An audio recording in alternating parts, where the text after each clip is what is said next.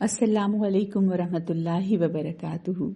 Rabbi इश्रह ली सदरी वयस्सिर ली अमरी वहलुल उक़्दतम मिन लिसानी यफ़क़हू क़ौली। अल्हम्दुलिल्लाह, आज आखिरी जुज़ हम करेंगे इंशाअल्लाह ताला। कल के जुज़ में क्या पैगाम था उसको रिकैप के तौर पर देखते हैं। जुज़ 29 को अगर हम पूरे मजमूई अंदाज में देखें तो एक ही सदा बार बार सुनाई देती है, क़यामत आने वाली है, हिसाब होने वाला है और इंसान को अपने रब के सामने खड़ा होना है। कभी ज़मीन हिला दी जाती है, कभी आसमान फट जाता है, कभी कब्रें उलट दी जाती हैं, कभी नाम अमाल हाथों में आ जाता है, कभी नेक लोगों के चेहरों पर रोशनी होती है और कभी मुजरिम अपनी तबाही को अपनी आंखों से देख लेते हैं।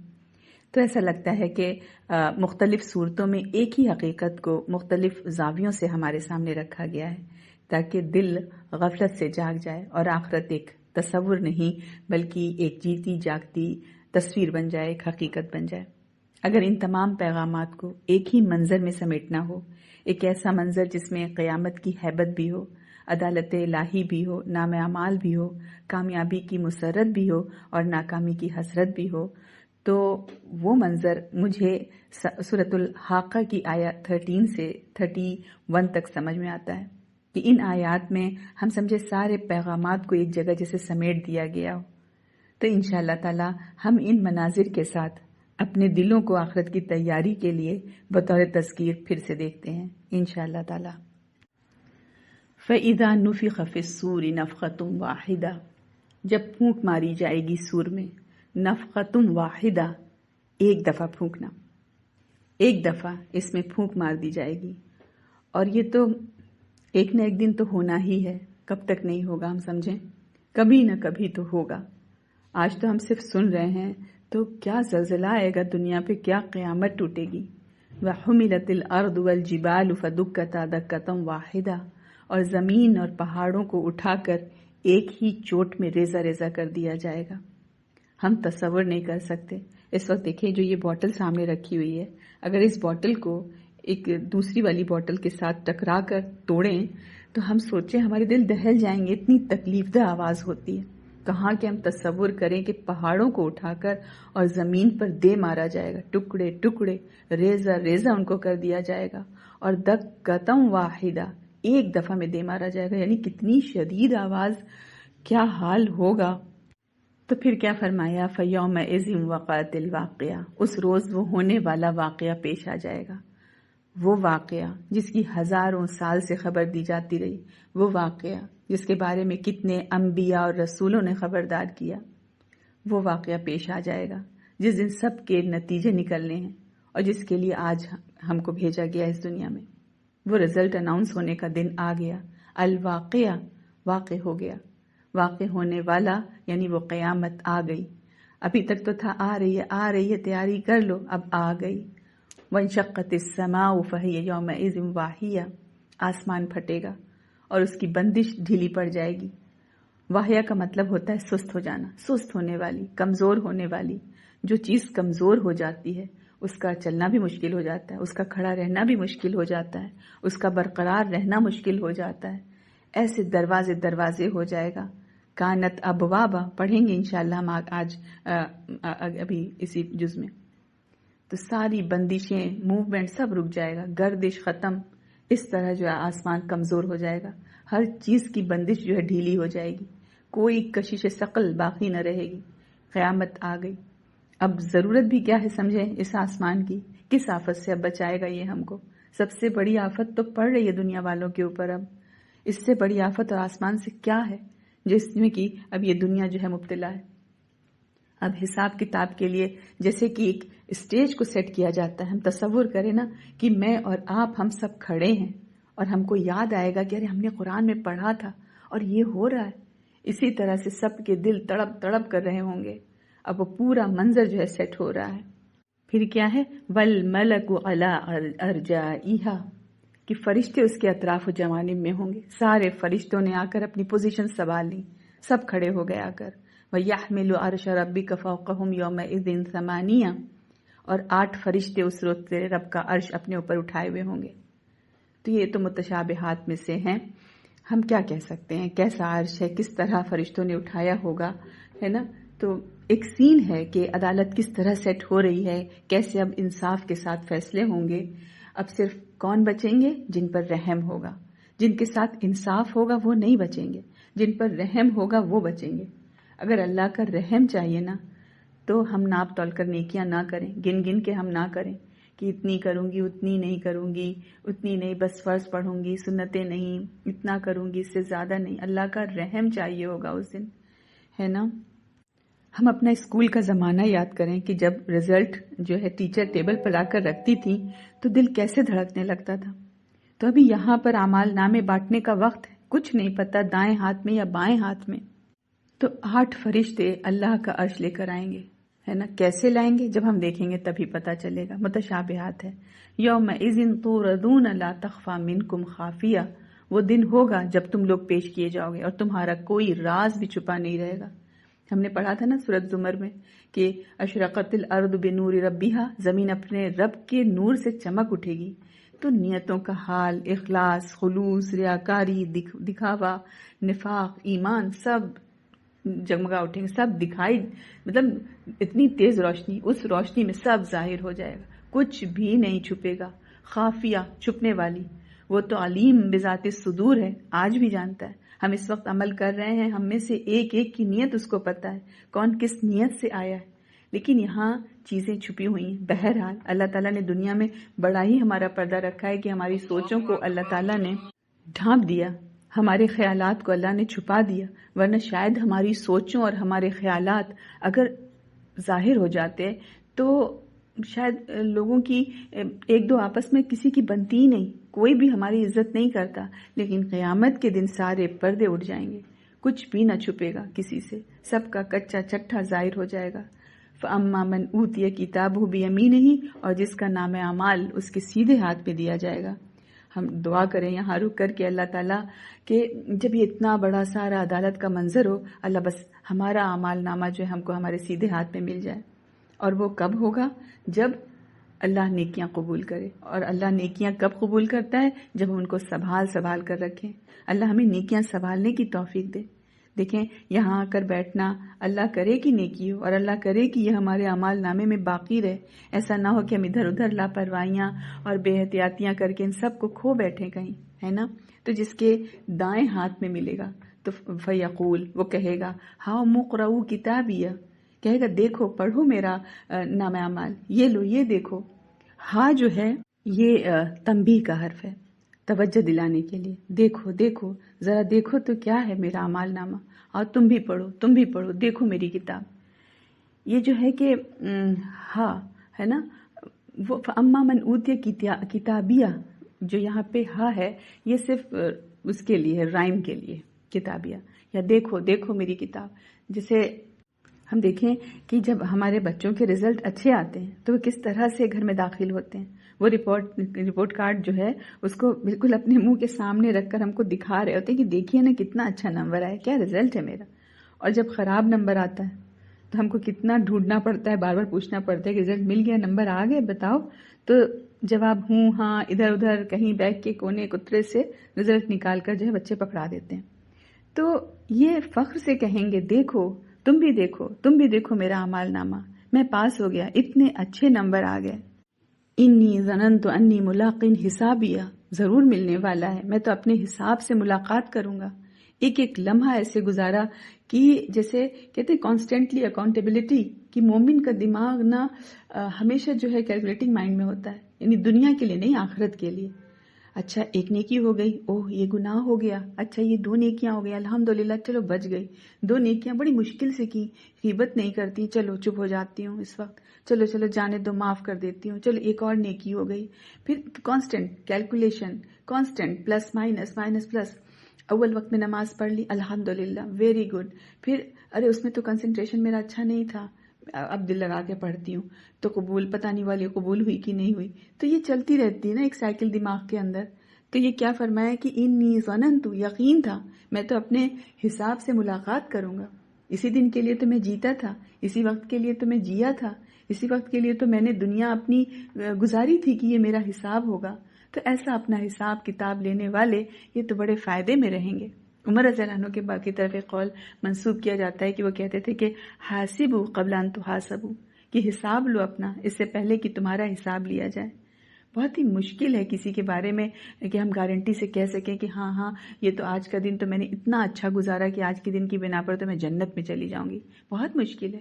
تو جو ڈریں گے وہ بچیں گے، اس لیے کہ جب احساس ہوگا کہ نیکیاں کم ہیں تو پھر دوڑ لگائیں گے نیکیوں میں۔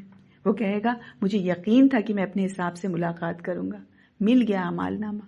اب اس کی وجہ سے اللہ نے کیا کرم کیا، فَهُوَ فِي عِيشَةٍ رَاضِيَةٍ فِي جَنَّةٍ عَالِيَةٍ قُطُوفُهَا دَانِيَةٌ کُلُوا وَاشْرَبُوا هَنِيًّا بِمَا أَسْلَفْتُمْ فِي الْأَيَّامِ الْخَالِيَةِ۔ الفاظ بھی ہم دیکھیں کتنے خوبصورت ہیں، کتنا ردم ہے۔ بس وہ دل پسند عیش میں ہوگا، عالی مقام جنت میں، جس کے پھلوں کے گچھے جھکے پڑ رہے ہوں گے۔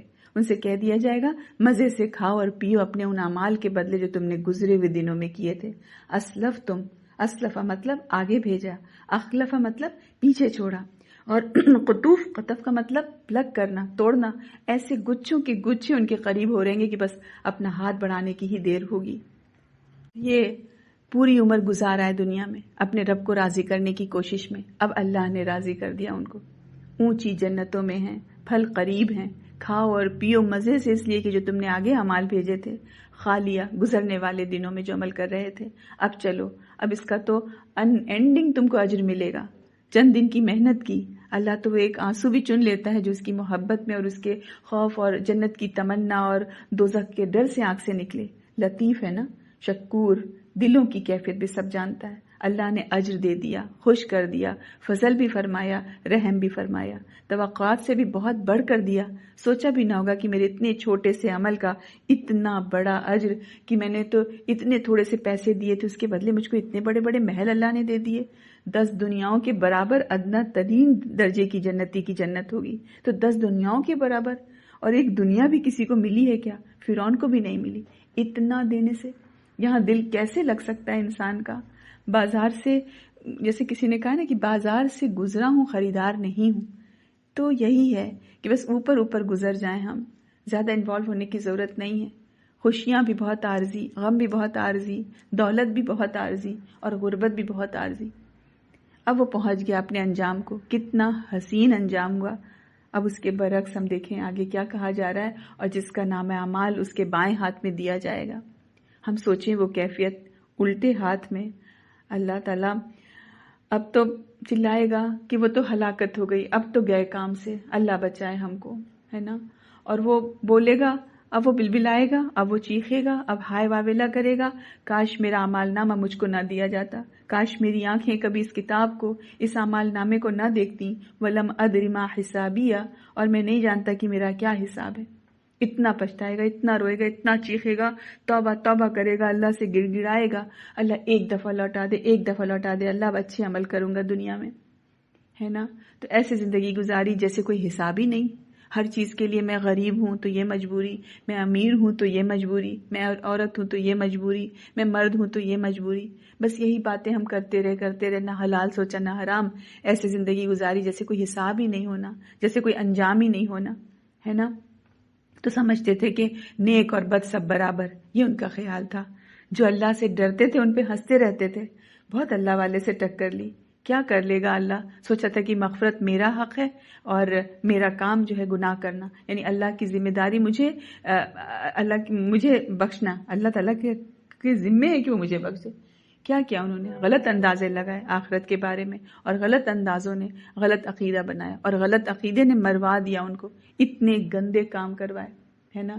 تو کہے گا ہائے میں کیا ہو کر آج آ گیا یہاں پر، میں کیا کر کے آیا وہاں پر، کیسی میں نے بویا کھیت کی زہریلی فصل اب کاٹ رہا ہوں، کاش میری وہی موت جو دنیا میں آئی تھی فیصلہ کن ہوتی۔ تو جب موت یاد دلائی جاتی تھی دنیا میں، جب رسول موت یاد دلاتے تھے تو کہتے تھے کہ بس یہ تو مرنے مرانے کی باتیں کرتے رہتے ہیں۔ اللہ نے کہا تھا ان سے کہ وَلَا تَمُوتُنَّ إِلَّا وَأَنْتُمْ مُسْلِمُونَ، ہرگز نہ مرنا مگر اس حال میں کہ تم اللہ کے فرمانبردار ہو۔ تو یہ ان کو فینسی باتیں لگتی تھیں، کہتے تھے دیکھیں گے، آئے گی قیامت تو دیکھیں گے۔ اب وہ موت آ گئی اور پھر قیامت بھی آ گئی۔ اب کہتے ہیں ہائے کاش کہ موت کے بعد اٹھایا ہی نہ جاتا۔ ما اغنا عنی مالیہ، آج میرا مال میرے کچھ بھی کام نہیں آیا۔ جس بینک بیلنس سے اتنی محبت تھی وہ تو آج بایاں پلڑا جھکا رہا ہے.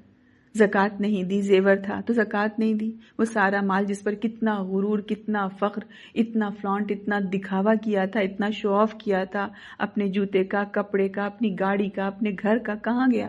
کچھ بھی نہیں، کچھ بھی پاس نہیں. قبر سے تو کچھ بھی نہیں نکلا، اعمال نامہ بھی خالی.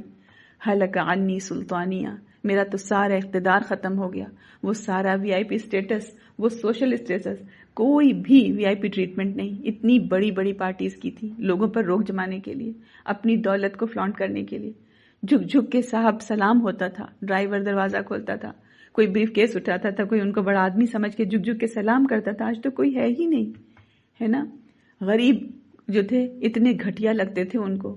دین کی باتوں کا تو وقت ہی نہیں تھا. ان کا خیال تھا کہ یہ تو لوزرز کا ریلیجن ہے نا. جو ریلیجن کی بات کرتے ہیں وہ لوزرز ہوتے ہیں، جن کے پاس کرنے کو کچھ نہیں ہوتا، اللہ اللہ کرنے بیٹھ جاتے ہیں، قرآن پڑھنے بیٹھ جاتے ہیں اور عمل کی باتیں کرنے لگتے ہیں. تو مٹیریل چیزوں کے لیے قرآن کو اتنا خراب سمجھا تھا، کچھ بھی نہیں بچا. اب اللہ کی طرف سے آ گیا فیصلہ، کھینچو، پکڑو اس کو. آئیں گے جہنم کے فرشتے، پکڑ لیں گے، پھر اس کے گلے میں توق ڈال دو. اکڑی ہوئی گردن تھی، ڈالو اب توق اس اکڑی ہوئی گردن میں، پھر اس کو جہنم میں جھونک دو. بھونو ذرا اس کو جہنم میں، ذرا روسٹ کرو اس کو تاکہ اس کی اکڑ نکلے، ذرا سی نرمی آئے. اب ذرا جہنم اس کو کی آگ جو ہے اس کو جھلسائے. اللہ تعالیٰ ہمیں اپنی پناہ دے. اللہ ہمیں دنیا میں حسن عمل کی توفیق دے اور ہمارا اعمال نامہ ہمیں دائیں ہاتھ میں ہی دیا جائے. آمین. دیکھیں، آج ہم الحمدللہ قرآن کے آخری جز کو شروع کرنے جا رہے ہیں. یہ سوچ کر دل میں ایک عجیب سا احساس ہے، خوشی بھی ہے اور ایک ہلکی سی سنجیدگی بھی. خوشی اس بات کی کہ اللہ تعالیٰ نے ہمیں اپنا اتنا کلام سننے اور پڑھنے کی توفیق دی اور ہم یہاں تک پہنچ گئے الحمدللہ. اور سنجیدگی اس بات کی کہ اب جو ہم جز شروع کرنے جا رہے ہیں اس میں اللہ تعالیٰ قیامت کے بہت طاقتور اور ہلا دینے والے مناظر بیان کر رہے ہیں. اس میں انجام کا ذکر ہے، حساب کا ذکر ہے، دل کو دہلا دینے والی سچائیاں ہیں، اللہ تعالیٰ کی قدرت کی نشانیاں ہیں. اور ساتھ ہی ساتھ انہی آیات کے اندر اللہ تعالیٰ اپنے نیک بندوں کے لیے بہت خوبصورت خوشخبریاں بھی سنا رہے ہیں. اس لیے میں چاہوں گی کہ جب ہم اس جز کو شروع کریں تو ہمارا دل اور دماغ سنجیدہ ہو. ہنسی مذاق یا ہلکی پھلکی کیفیت کے بجائے ایک وقار اور توجہ کے ساتھ ہم اللہ کے کلام کو سنیں. دل میں دو کیفیتیں ساتھ رکھ کر پڑھیں، خوف اور رجا، یعنی اللہ کا خوف، اللہ کا ڈر اور اللہ سے امید.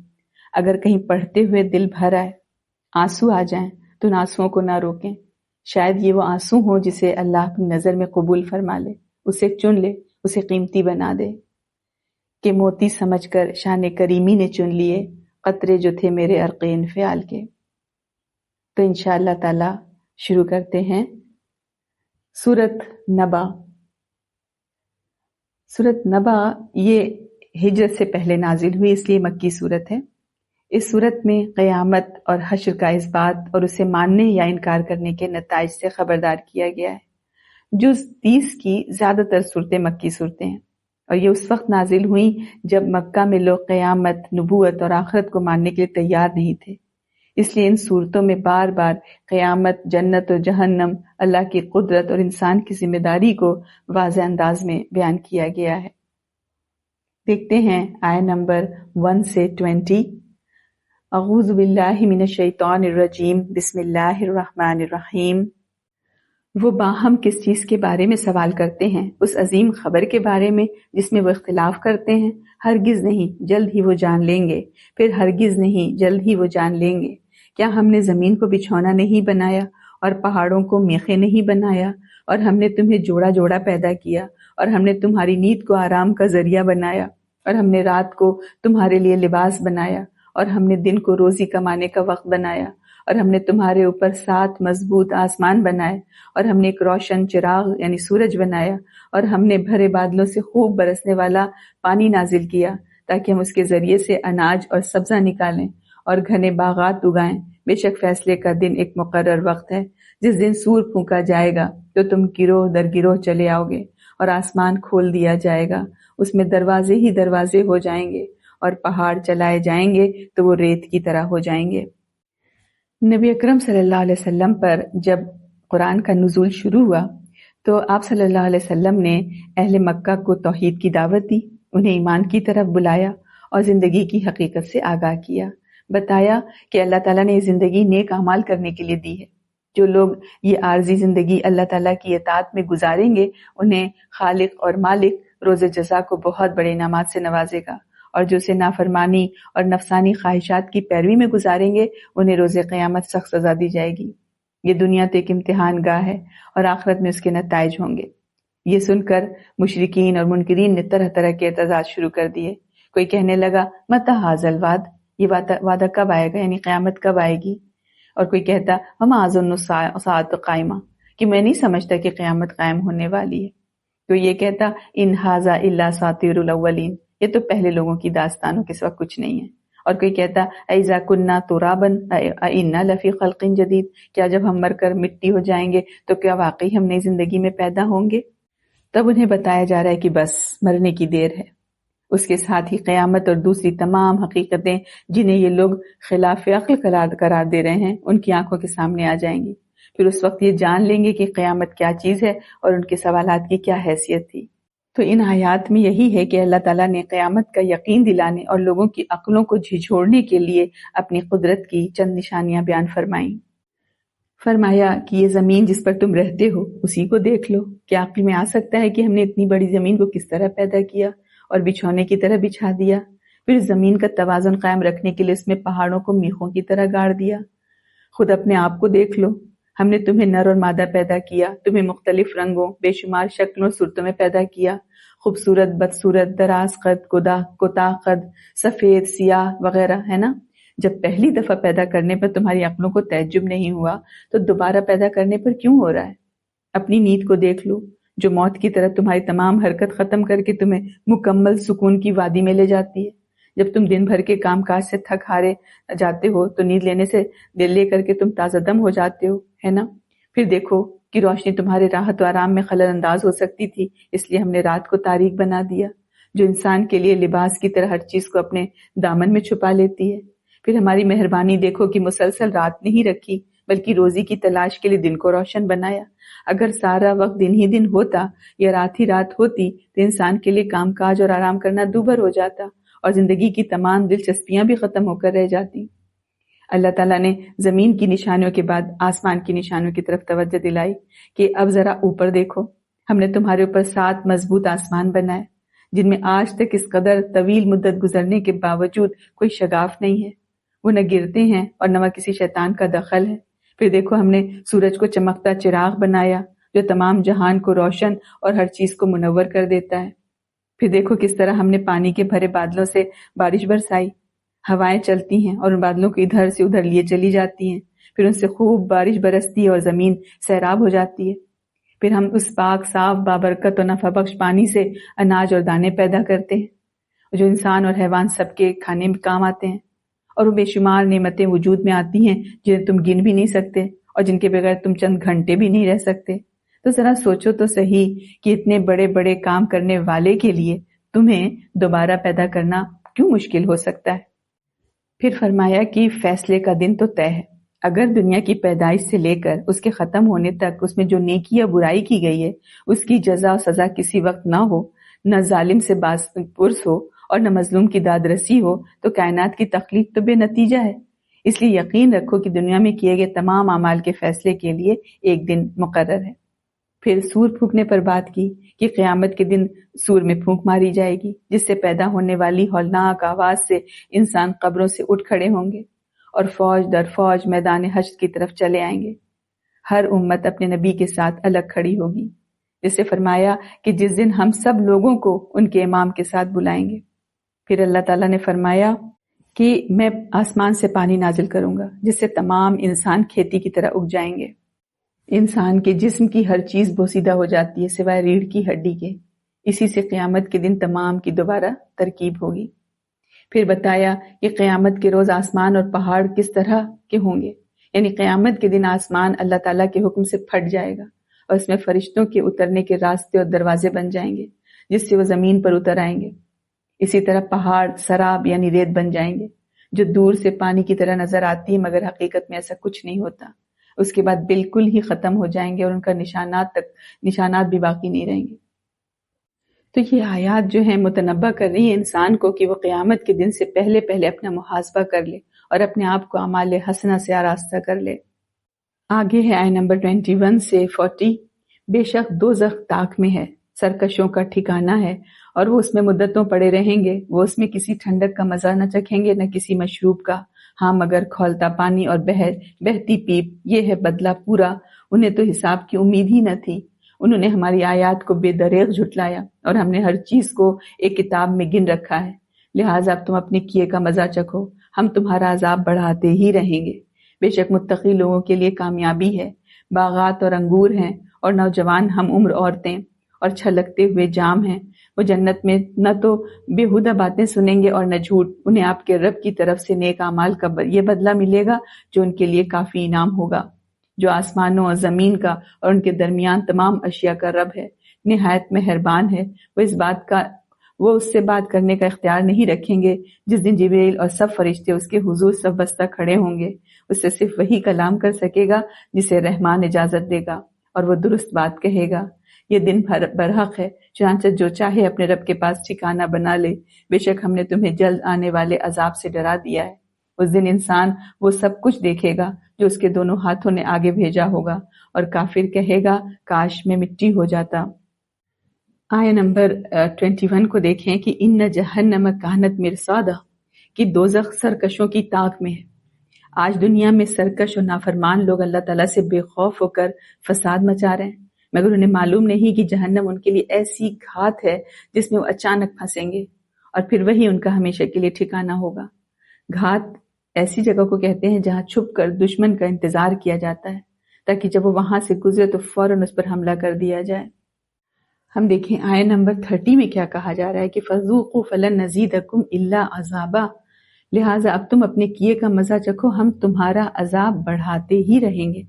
یعنی کافر و مشرک جہنمیوں سے کہا جائے گا کہ جس طرح تم دنیا میں کفر و انکار میں برابر بڑھتے چلے گئے، اور اگر موت نہیں آتی تو ہمیشہ بڑھتے ہی چلے جاتے، اب جہنم میں پڑے عذاب کا مزہ چکھتے رہو، اور ہم بھی تمہارا عذاب برابر بڑھاتے چلے جائیں گے، اور کسی لمحے اس میں تخفیف نہیں کریں گے۔ کیا آگے اور بھی جگہ کیا فرمایا کہ جب ان کی کھالیں جل جائیں گی تو ہم ان کی جگہ دوسری کھالیں چڑھا دیں گے تاکہ وہ عذاب چکھیں۔ آیت نمبر 40 میں کیا ہے کہ اِنَّا أَنذَرْنَاكُمْ عَذَابًا قَرِيبًا يَوْمَ يَنظُرُ الْمَرْءُ مَا قَدَّمَتْ يَدَاهُ، کہ بے شک ہم نے تمہیں جلد آنے والے عذاب سے ڈرا دیا ہے۔ اس دن انسان وہ سب کچھ دیکھے گا جو اس کے دونوں ہاتھوں نے آگے بھیجا ہے۔ یعنی دنیا میں انسان جو اچھے یا برے اعمال کرتا ہے، اللہ تعالیٰ کے فرشتے اپنے اپنے ریکارڈ میں محفوظ کر رہے ہیں۔ قیامت کے دن وہ انسان کے سامنے آ جائیں گے اور وہ خود ان کا مشاہدہ کر لے گا، جیسے اللہ تعالیٰ نے فرمایا کہ اور انہوں نے جو کچھ کیا تھا اسے موجود پائیں گے۔ وَوَجَدُوا مَا عَمِلُوا حَاضِرًا، تو قیامت کے روز جب کافر اپنے لیے ہولناک عذاب دیکھے گا تو آرزو کرے گا کہ کاش میں نے دنیا میں پیدا ہی نہیں ہوا ہوتا، یا مر کر مٹی میں مل جاتا اور دوبارہ زندہ ہو کر حساب کتاب کے لیے اٹھنے کی نوبت ہی نہ آتی۔ تو الحمدللہ سورت نبا مکمل ہوئی۔ اس پورے جز کو اگر ہم دیکھیں تھوڑے سے مختصر سے پیغام میں کہ کیا کہا گیا ہے، کیا کیا بتایا گیا ہے، کہ جہنم کافروں کے انتظار میں گھات لگائے بیٹھی ہے اور وہ ہمیشہ اسی میں رہیں گے۔ اللہ تعالیٰ قیامت کے دن بندوں کے درمیان عدل اور انصاف کے مطابق فیصلہ فرمائے گا۔ نیکی کرنے والوں کے لیے جنت اور شیطانی راہوں پر چلنے والوں کے لیے جہنم کے عذاب ہوں گے۔ جہنمیوں کو پینے کے لیے کھولتا گرم پانی دیا جائے گا، دوزخیوں کے جسموں سے بہنے والی گندی پیپ اور خون دیا جائے گا جو نہایت بدبودار اور گرم ہوگا۔ آخرت کی کامیابی صرف پرہیزگاروں کے لیے، انہیں گھنے باغات، خوش ذائقہ پھل، خوبصورت ہم عمر دوشیزائیں اور چھلکتے ہوئے جام پیش کیے جائیں گے، اور قیامت کے روز اللہ تعالیٰ کا جلال اس قدر ہوگا کہ ابتدا میں کوئی اس کے سامنے بول نہ سکے گا۔ قیامت برحق ہے، اور عقل مند وہ ہے جو اس دن سرخرو ہونے کے لیے دین اسلام کی شاہراہ پر گامزن ہو جائے۔ آگے سورت نازعات آ رہی ہے، یہ مکی سورت ہے۔ اس سورت میں قیامت اور حشر کے اس بات پر دلائل، نبی اکرم صلی اللہ علیہ وسلم کی دعوت پر لبیک کہنے والوں کے لیے ہمیشہ کی خوشخبری اور انکار کرنے والوں کے برے انجام کا ذکر ہے، اور اس میں موسیٰ علیہ السلام کا بھی ذکر ہے اور فرعون کا مختصر سا تذکرہ بھی ہے۔ دیکھتے ہیں نمبر 1 سے 26۔ قسم ہے ڈوب کر روح نکالنے والے فرشتوں کی، اور آسانی سے روح نکالنے والوں کی، اور تیزی سے تیرنے والوں کی، پھر دوڑ کر آگے بڑھنے والوں کی، پھر کام کی تدبیر کرنے والوں کی، جس دن کانپنے والی زمین کانپے گی، اس کے پیچھے آئے گی پیچھے آنے والی یعنی قیامت۔ اس دن کئی دل دھڑکتے ہوں گے، ان کی آنکھیں جھکی ہوں گی۔ وہ کافر کہتے ہیں کیا ہم یقیناً پہلی حالت میں لوٹائے جائیں گے؟ کیا جب ہم گلی سڑی ہڈیاں ہو جائیں گے؟ کہتے ہیں کہ اس وقت لوٹنا تو خسارے والا ہے۔ چنانچہ وہ قیامت تو صرف ایک خوفناک ڈانٹ ہوگی، تب لوگ ایک دم کھلے میدان میں جمع ہوں گے۔ یقیناً آپ کے پاس موسیٰ کی بات آ چکی ہے، جب اس کے رب نے مقدس وادی طویٰ میں اسے پکارا تھا کہ فرعون کی طرف جاؤ، بے شک اس نے سرکشی کی ہے۔ پھر اسے کہو کیا تو پاک ہونا چاہتا ہے اور میں تیرے رب کی طرف تیری رہنمائی کروں کہ تو ڈر جائے۔ چنانچہ اس موسیٰ نے اسے بڑی نشانی دکھائی تو اس نے اسے جھٹلایا اور نافرمانی کی۔ پھر وہ پلٹا، فساد کی کوشش کرتا ہوا، پھر سب کو جمع کر کے اعلان کیا تو کہا میں تمہارا سب سے بڑا رب ہوں۔ تب اللہ نے اسے پکڑ لیا اور آخرت اور دنیا کے عذاب میں اس کو پکڑ لیا۔ بے شک اس میں اس کے لیے عبرت ہے جو ڈرتا ہے۔ یہاں ہم دیکھیں قیامت کے واقع ہونے اور مرنے کے بعد دوبارہ اٹھنے پر فرشتوں کی 5 قسمیں کھائی ہیں اللہ تعالیٰ نے۔ ان فرشتوں کی قسم جو کافر کے جسم کے اندر ڈوب کر اس کی جان نہایت سختی سے کھینچ کر نکالتے ہیں، اور ان فرشتوں کی قسم جو مسلمان کی روح بڑی آسانی اور نرمی سے نکالتے ہیں، جیسے کسی چیز کی گرہ کھول دی جائے۔ ان فرشتوں کی قسم جو نہایت تیزی سے اللہ کا حکم لے کر آسمان سے اترتے ہیں، اور ان فرشتوں کی قسم جو اللہ تعالیٰ کی وحی انبیاء تک سبک رفتاری سے پہنچاتے ہیں تاکہ شیطان کو اس کی کوئی سنگن بھی نہ ملے، اور ان فرشتوں کی قسم جو حکم الہی کے مطابق ہر کام کا انتظام کرتے ہیں۔ تو بتایا کہ دیکھو فرشتے جس اللہ کے حکم سے روح قبض کرتے ہیں، نہایت تیزی سے کائنات میں نقل و حرکت کرتے ہیں اور کائنات کے معاملات کی تدبیر کرتے ہیں، اسی اللہ کے حکم سے اس کائنات کو ختم بھی کیا جا سکتا ہے اور دوبارہ پھر سے زندہ بھی کیا جا سکتا ہے۔ یہاں دیکھیں کہ خالق اپنی مخلوق میں سے جس کی چاہے قسم کھا سکتا ہے، لیکن مخلوق پابند ہے، ہم سب پابند ہیں کہ صرف اپنے خالق اور مالک کی قسم کھائیں۔ اس لیے اللہ تعالیٰ کی ذات و صفات کے علاوہ کسی غیر کی قسم کھانا جائز نہیں ہے۔ یہاں ہم دیکھیں کہ موسیٰ علیہ السلام کو اللہ تعالیٰ کیا حکم دے رہے ہیں کہ اذهب الى فرعون انه طغى فقل هل لك الى ان تزكى، کہ فرعون کے پاس جاؤ، بے شک وہ سرکش ہو گیا، تو اس سے کہنا کہ تم نصیحت حاصل کرتے ہو، مطلب تم کچھ پاکیزگی چاہتے ہو۔ یعنی اللہ تعالیٰ کہہ رہے ہیں کہ اسے نرمی کے ساتھ میرا پیغام پہنچاؤ، شاید وہ تمہاری نصیحت قبول کر کے مجھ سے ڈر جائے۔ تو اللہ تعالیٰ کو تو معلوم ہی تھا کہ اس سے وہ جو ایمان تو لائے گا نہیں۔ اس میں جو ہے جو دعوت دینے کا کام کر رہا ہے دائی، اس میں دائی کو سبق دینا مقصود تھا کہ وہ ہمیشہ دعوت اصلاح کی کوشش کرتا رہے۔ تو موسیٰ علیہ السلام نے محبت بھرے انداز میں فرعون کو دعوت پہنچائی، دلائل کے ذریعے سے سمجھایا، لیکن وہ مانا نہیں، لیکن پھر بھی موسیٰ علیہ السلام لگے رہے۔ تو داعی حق کے لیے یہ یہاں پر ہدایت ہے۔ تو ان آیات میں ہم نے یہی دیکھا کہ فرشتوں کی مختلف ذمہ داریاں ہیں، بعض ان میں سے اچھے اور برے اعمال لکھتے ہیں، بعض رزق کی تقسیم پر مامور ہیں، بعض مجاہدین کا ساتھ دیتے ہیں، بعض کے ذمہ انسانوں کی جانیں نکالنے کا کام ہے۔ اور یہاں پہ سور کی جب بات آئی کہ پہلی مرتبہ سور میں پھونکے جانے سے ساری کائنات لرز اٹھے گی اور ہر چیز فنا ہو جائے گی، اور دوسری مرتبہ سور میں پھونکے جانے سے سب لوگ زندہ ہو کر قبروں سے نکل آئیں گے۔ قیامت کی ہولناکیاں بڑی سخت ہیں۔ اس دن زمین کانپ رہی ہوگی، دلوں پر دہشت طاری ہوگی اور مجرموں کی آنکھیں ذلت و رسوائی سے جھکی ہوئی ہوں گی۔ اور داعیان حق کو چاہیے کہ وہ لوگوں کو انتہائی نرمی اور لطافت کے ساتھ اللہ تعالیٰ کی بندگی اور اطاعت کی طرف بلائیں۔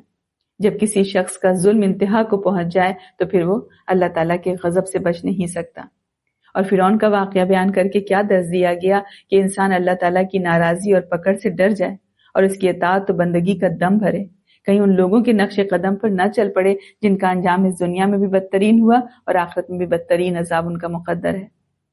آگے ہے آیت نمبر 27 سے 46، کیا تمہاری دوبارہ پیدائش زیادہ مشکل ہے یا آسمان کی جسے اسی نے بنایا؟ اس نے آسمان کی چھت بلند کی، پھر اسے ٹھیک ٹھاک بنایا اور اس کی رات کو تاریک اور اس کے دن کو روشن بنایا، اور اس کے بعد زمین کو بچھایا، اس میں سے اس کا پانی اور اس کا چارہ نکالا، اور پہاڑوں کو مضبوط گاڑ دیا۔ یہ سب تمہارے اور تمہارے جانوروں کے فائدے کے لیے۔ پھر جب بڑی آفت یعنی قیامت آ جائے گی، اس دن انسان یاد کرے گا جو اس نے کوشش کی ہوگی، اور دوزخ ہر دیکھنے والے شخص کے سامنے ظاہر کر دی جائے گی۔ لیکن پھر جس نے سرکشی کی اور دنیا کی زندگی کو ترجیح دی تو بے شک دوزخ ہی اس کا ٹھکانہ ہے۔ لیکن جو شخص اپنے رب کے سامنے کھڑا ہونے سے ڈر گیا اور اپنے نفس کو خواہش سے روکا تو بے شک جنت ہی اس کا ٹھکانہ ہے۔ اے نبی، کافر آپ سے قیامت کے بارے میں سوال کرتے ہیں کہ وہ کب واقع ہوگی، آپ کو اس کے بیان کرنے سے کیا غرض؟ اس کے علم کی انتہا تو آپ کے رب ہی کے پاس ہے. آپ تو صرف اس شخص کو ڈراتے ہیں جو اس سے ڈرے. جس روز قیامت کو دیکھیں گے تو سمجھیں گے کہ گویا وہ دنیا میں بس ایک شام یا صبح ہی ٹھہرے ہیں. یہاں فرمایا کہ اَأَنتُمْ أَشَدُّ خَلْقًا أَمِ السَّمَاءُ بَنَاهَا، کیا تمہاری دوبارہ پیدائش زیادہ مشکل ہے یا آسمان کی جسے اسی نے بنایا؟ یعنی کبھی اس بات پر غور کرتے ہو کہ اس وسیع اور عریض آسمان کو بنانا اور ٹھہرانا زیادہ سخت کام ہے تمہیں ایک مرتبہ پیدا کرنے کے بعد دوبارہ اسی شکل میں پیدا کرنا؟ جیسے اللہ نے فرمایا کہ لَخَلْقُ السَّمَاوَاتِ وَالْأَرْضِ أَكْبَرُ مِنْ خَلْقِ النَّاسِ وَلَكِنَّ أَكْثَرَ النَّاسِ لَا يَعْلَمُونَ. یقیناً آسمانوں اور زمین کا پیدا کرنا لوگوں کے پیدا کرنے سے زیادہ بڑا کام ہے، اور لیکن اکثر لوگ اس حقیقت کو نہیں جانتے. تو کس قدر اونچا اور مضبوط اور صاف، ہموار اور منظم ہے یہ سارا.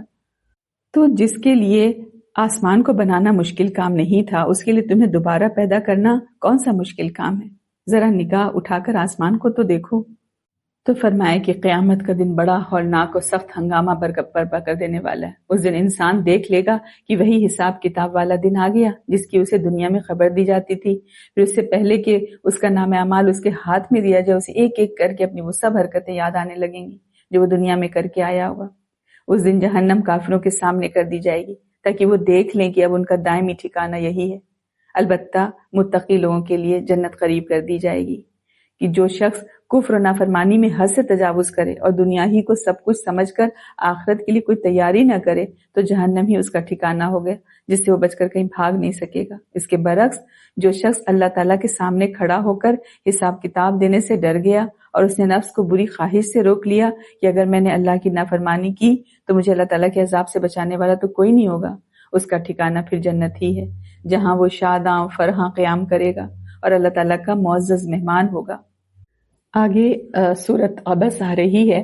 یہ بھی مکی سورت ہے. اس سورت میں نبی اکرم صلی اللہ علیہ وسلم کو تنبیہ کی گئی ہے کیونکہ آپ نے ایک نابینا صحابی سے ذرا بے رخی کر کے قریش کے بڑے بڑے سرداروں کی طرف توجہ کر لی.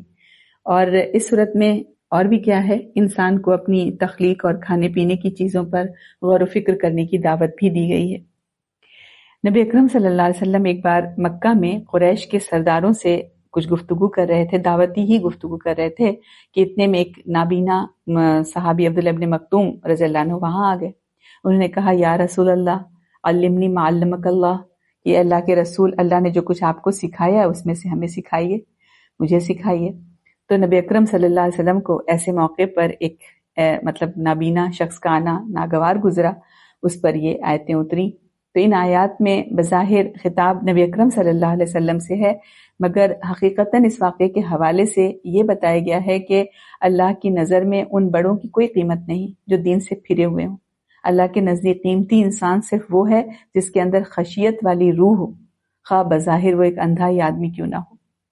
انس رضی اللہ عنہ سے مروی ہے کہ یہ سورت اترنے کے بعد نبی اکرم صلی اللہ علیہ وسلم ابن ام مکتوم رضی اللہ عنہ کے ساتھ بہت ہی عزت سے پیش آتے تھے. ہم دیکھیں یہ وہی نابینا بزرگ صحابی ہیں، زرہ پہنے اور جھنڈا ہاتھ میں لیے قادسیہ کی جنگ میں شریک تھے اور آخر اسی مارکے میں شہید ہوئے. دیکھتے ہیں آیت نمبر 1 سے 23. اس نے ماتھے پہ شکن ڈالی اور منہ پھیر لیا اس لیے کہ اس کے پاس ایک نابینا آیا.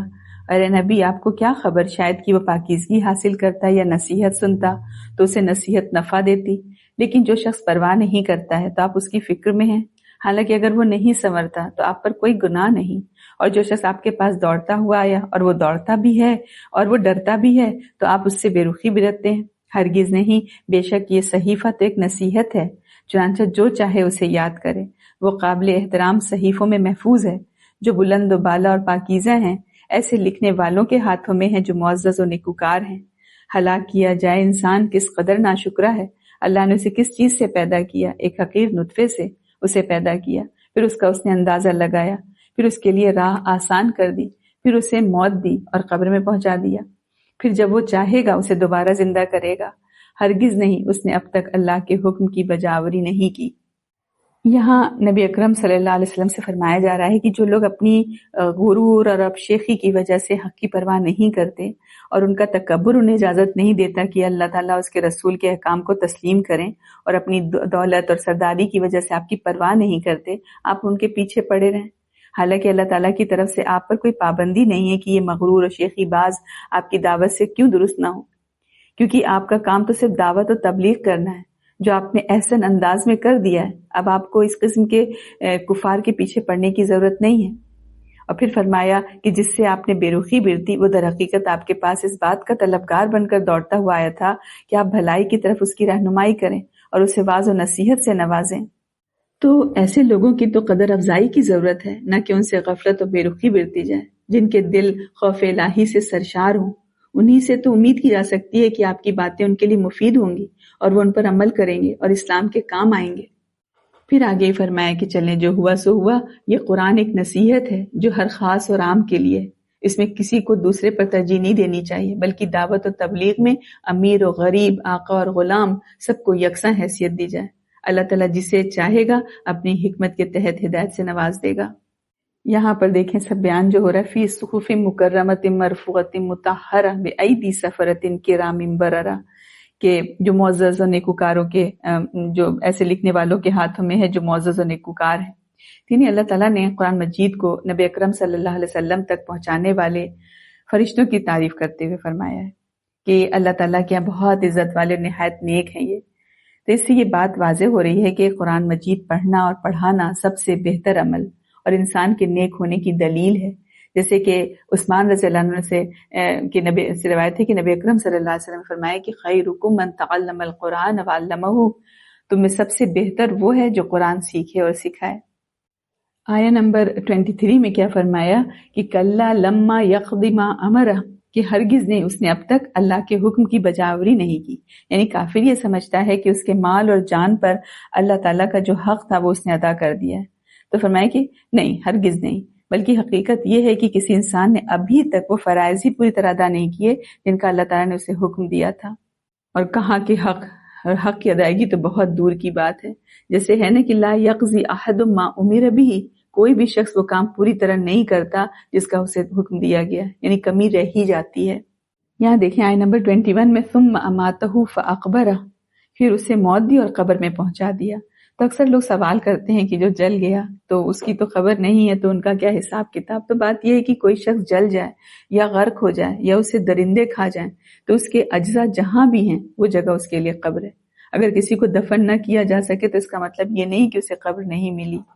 آگے ہے نمبر 24 سے 42، چنانچہ انسان کو چاہیے کہ اپنے کھانے کی طرف دیکھے، بے شک ہم نے خوب مہ برسایا، پھر ہم نے زمین کو اچھی طرح پھاڑا، پھر ہم نے اس میں سے اناج اگایا اور انگور اور سبزیاں اور زیتون اور کھجوریں اور گھنے باغات اور میوے اور چارہ، تمہارے اور تمہارے جانوروں کے لیے سامان زندگی۔ پھر جب کان بہرے کر دینے والی سخت آواز آئے گی، اس دن آدمی اپنے بھائی سے بھاگے گا اور اپنی ماں اور اپنے باپ سے اور اپنی بیوی اور اپنے بیٹوں سے بھی۔ ان میں سے ہر شخص کا اس دن ایسا حال ہوگا جو اسے دوسروں سے بے پرواہ کر دے گا۔ اس دن کئی چہرے چمکتے ہوں گے، ہنستے مسکراتے، حشاش بشاش، اور کئی چہروں پر اس دن خاک اڑ رہی ہوگی، ان پر سیاہی چھائی ہوگی۔ یہی لوگ ہیں کافر، فاجر، اعوذ باللہ۔ ابھی دیکھیں آیہ نمبر 23 تک جو تھا انسان کے پیدا کرنے اور مارنے کا ذکر تھا۔ اب یہاں اس کی زندگی اور اس کی بقا کے سامان کو یاد دلایا جا رہا ہے کہ اگرچہ انسان کی ذات سے تعلق نہیں رکھتے مگر ان کے بغیر وہ زندہ بھی تو نہیں رہ سکتا۔ اللہ تعالیٰ نے فرمایا کہ اپنی قریب ترین چیز کھانے کو دیکھ لو کہ اس کی تیاری کے لیے ہم نے کائنات کی کتنی قوتوں کو مصروف کر رکھا ہے۔ پہلے زمین پر خوب اچھی طرح پانی برسایا، پھر اسے پھاڑ کر اس میں سے اناج، سبزیاں، زیتون، انگور، کھجور، میوے اگائے جن سے تم خوب فائدہ اٹھاتے ہو، اور اسی زمین ہی سے ہم نے تمہارے جانوروں کے لیے ایسی نباتات اگائیں جو انہی کے لیے خاص ہیں۔ انسان انہیں نہیں کھاتے، تو ذرا سوچو تو ایک گھاس کے تنکے کی کیا طاقت تھی کہ زمین کو چیر پھاڑ کر باہر نکل آتا۔ بیچ میں یہ طاقت ہم نے ہی تو رکھی ہے کہ وہ زمین پھاڑ کر باہر نکل آیا۔ تو اللہ تعالیٰ فرما رہا ہے کہ اے لوگوں، کائنات کا عظیم الشان سلسلہ، یہ تمام چیزیں تمہاری اور تمہارے کام آنے والے اور جانوروں کی زندگی کے سامان کے لیے بنائی گئی۔ اب اپنی ناشکریوں کو دیکھو کہ میں تمہاری خاطر یہ سب کچھ بنا سکتا ہوں مگر تمہارے خیال میں تمہیں مرنے کے بعد زندہ نہیں کر سکتا؟ تو ہرگز نہیں، میں تمہیں ضرور دوبارہ زندہ کروں گا۔ پھر سور کا ذکر ہے کہ کانوں کو بہرا کر دینے والی آواز، یعنی جب سور میں پھونک دیا جائے گا تو قیامت آئے گی اور ایک نہایت ہیبت ناک آواز کے ساتھ آئے گی جو کانوں کو بہرا کر دے گی۔ مطلب یہ ہے کہ تم آج جو ہے حق کا انکار کر رہے ہو، نبی صلی اللہ علیہ وسلم کی دعوت اور تبلیغ سے اپنے کان کو بند کیے ہوئے ہو، لیکن اس دن کیا ہوگا جس دن اللہ تعالیٰ کے حکم سے سور پھونکا جائے گا اور اس کی آواز کانوں کے پردے پھاڑ ڈالے گی۔ تو دنیا میں قریبی رشتہ داریاں ایسی ہوتی ہیں کہ ایک دوسرے کے لیے جان تک قربان کرنے کے تیار ہو جاتے ہیں، لیکن قیامت کے روز ایک دوسرے کو پہچاننے کے باوجود ہر کوئی دوسرے سے بھاگے گا۔ اس وقت ہر شخص کو اپنی جان کے لالے پڑے ہوں گے۔ احباب اور اقارب ایک دوسرے کو اس خیال کی وجہ سے نہیں پوچھیں گے کہ کوئی اس نیکیاں نہ مانگ لے، کہ رشتہ دار کوئی حق نہ مانگ لے، یا اس کے خلاف کوئی گواہی نہ پیش کر دے، ظلم کے بدلے میں اس کے گناہ نہ اٹھانے پر پڑ جائے، ہے نا۔ ہر انسان ایک دوسرے سے بھاگے گا۔ جیسے عائشہ رضی اللہ نے نبی اکرم صلی اللہ علیہ وسلم، عائشہ روایت ہے کہ نبی اکرم صلی اللہ علیہ وسلم نے فرمایا کہ قیامت کے دن لوگ ننگے بدن، ننگے پاؤں اور بے ختنہ اٹھائے جائیں گے۔ تو عائشہ رضی اللہ عنہ نے پوچھا فَكَيْفَ بِالْعَوْرَاتِ، مرد و زن کے ستروں کا کیا بنے گا؟ کیا اس طرح شرمگاہوں پر نظر نہیں پڑے گی؟ تو نبی اکرم صلی اللہ علیہ وسلم نے اس کے جواب میں آیت فرمائی کہ لِكُلِّ امْرِئٍ مِّنْهُمْ يَوْمَئِذٍ شَأْنٌ يُغْنِيهِ، ان میں سے ہر شخص کا اس دن ایسا حال ہوگا جو اسے دوسروں سے بے پرواہ کر دے گا۔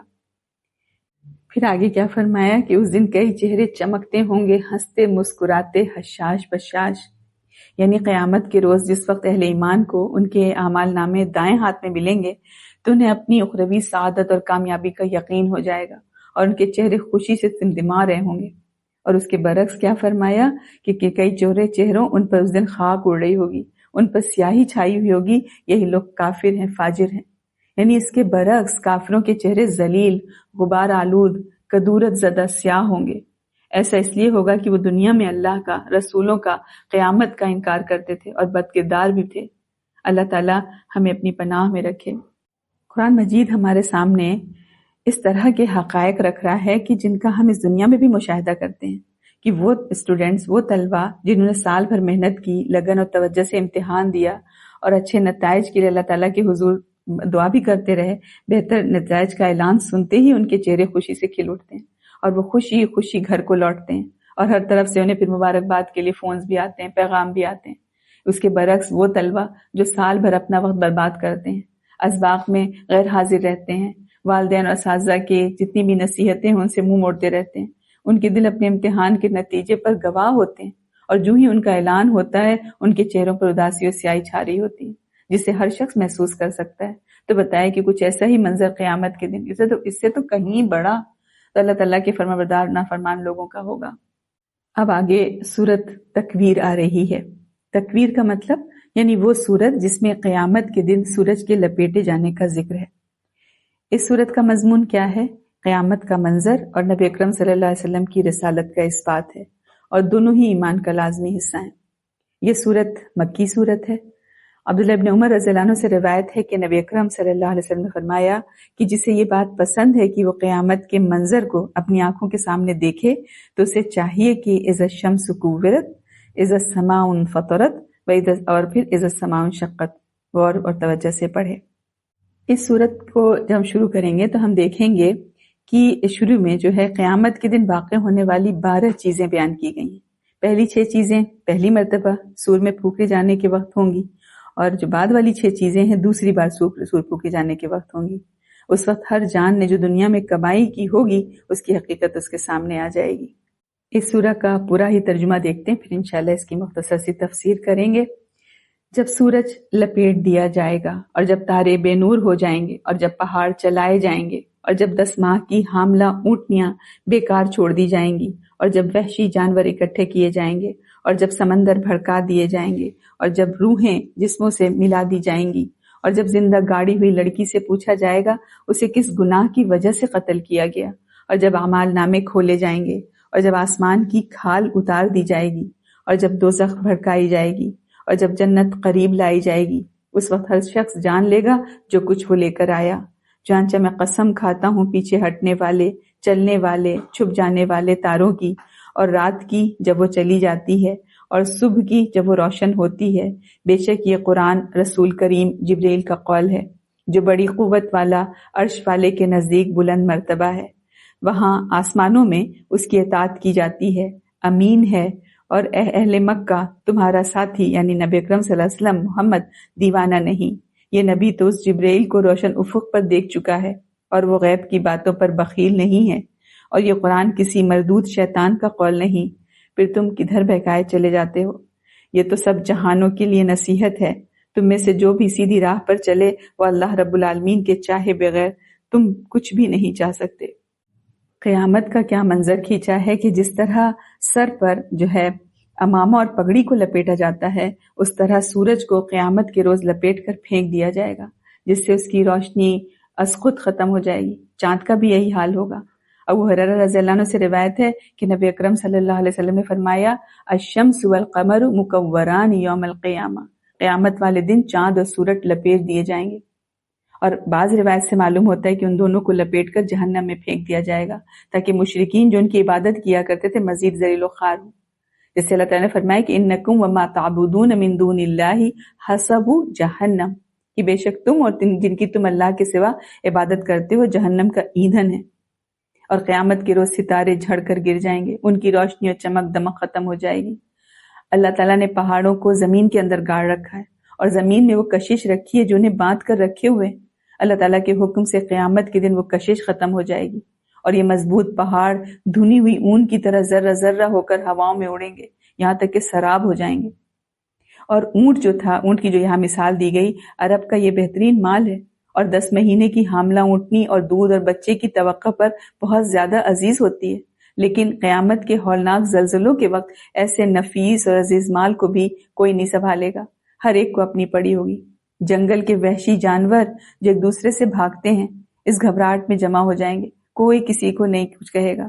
جیسے دیکھیں سخت سیلابوں میں ایسے منظر ہمیں سامنے دکھتے ہیں کہ سیلاب میں بہتی ہوئی کوئی لکڑی ہے، لکڑی کے کنارے پر سانپ اور دوسرے کنارے پر انسان جان بچانے کے لیے بیٹھا ہے۔ ہر ایک کو اپنی جان کی فکر ہوتی ہے۔ سمندروں میں اللہ تعالیٰ کے حکم سے آگ بھڑک اٹھے گی۔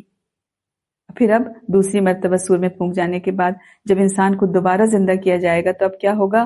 عقائد اور اعمال کے اعتبار سے لوگوں کی الگ الگ جماعتیں بنا دی جائیں گی، نیکوں کو نیکوں کے ساتھ، بروں کو بروں کے ساتھ ملا دیا جائے گا۔ آیت نمبر 11 میں کیا کہا ہے کہ وَإِذَا السَّمَاءُ كُشِطَتْ، اور جب آسمان کی کھال اتار دی جائے گی، یعنی جیسے جانور کو ذبح کرنے کے بعد اس کی کھال اتار لی جاتی ہے جس سے تمام اعضاء اور رگ و ریشے اس کے ظاہر ہو جاتے ہیں، اسی طرح آسمان کا پردہ اتار دیا جائے گا، جس کے بعد عالم بالا کی چیزیں سب کے سب سامنے ظاہر ہو جائیں گی۔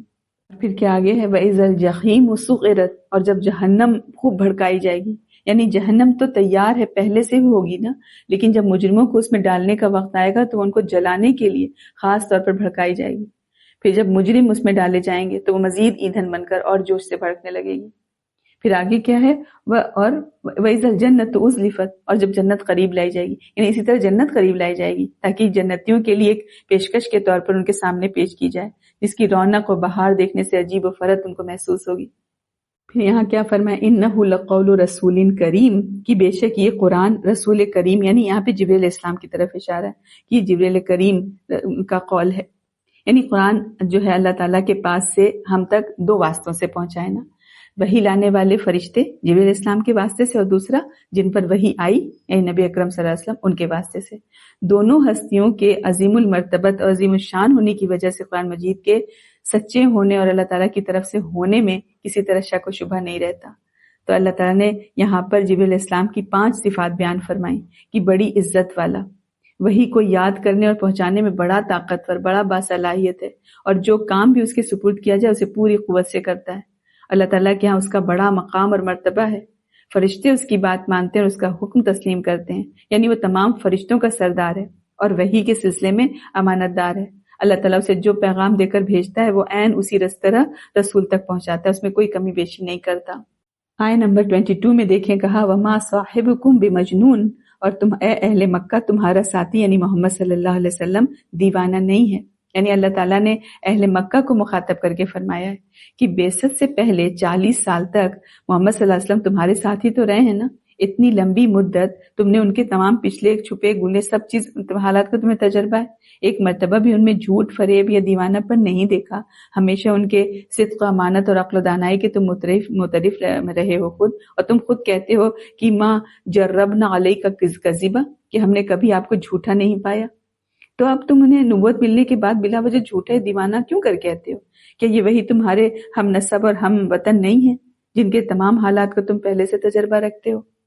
تو فرمایا کہ آخرت میں کامیابی پانے کے لیے نبی اکرم صلی اللہ علیہ وسلم کی رسالت پر ایمان لانا ضروری ہے۔ نبی صلی اللہ علیہ وسلم نے فرمایا نا کہ اس ذات کی قسم جس کے ہاتھ میں محمد صلی اللہ علیہ وسلم کی جان ہے، اس امت میں سے جو یہودی یا عیسائی میرے بارے میں سنے اور اس پر جس کے ساتھ میں بھیجا گیا ہوں ایمان لائے بغیر مر جائے تو وہ جہنمی ہوگا۔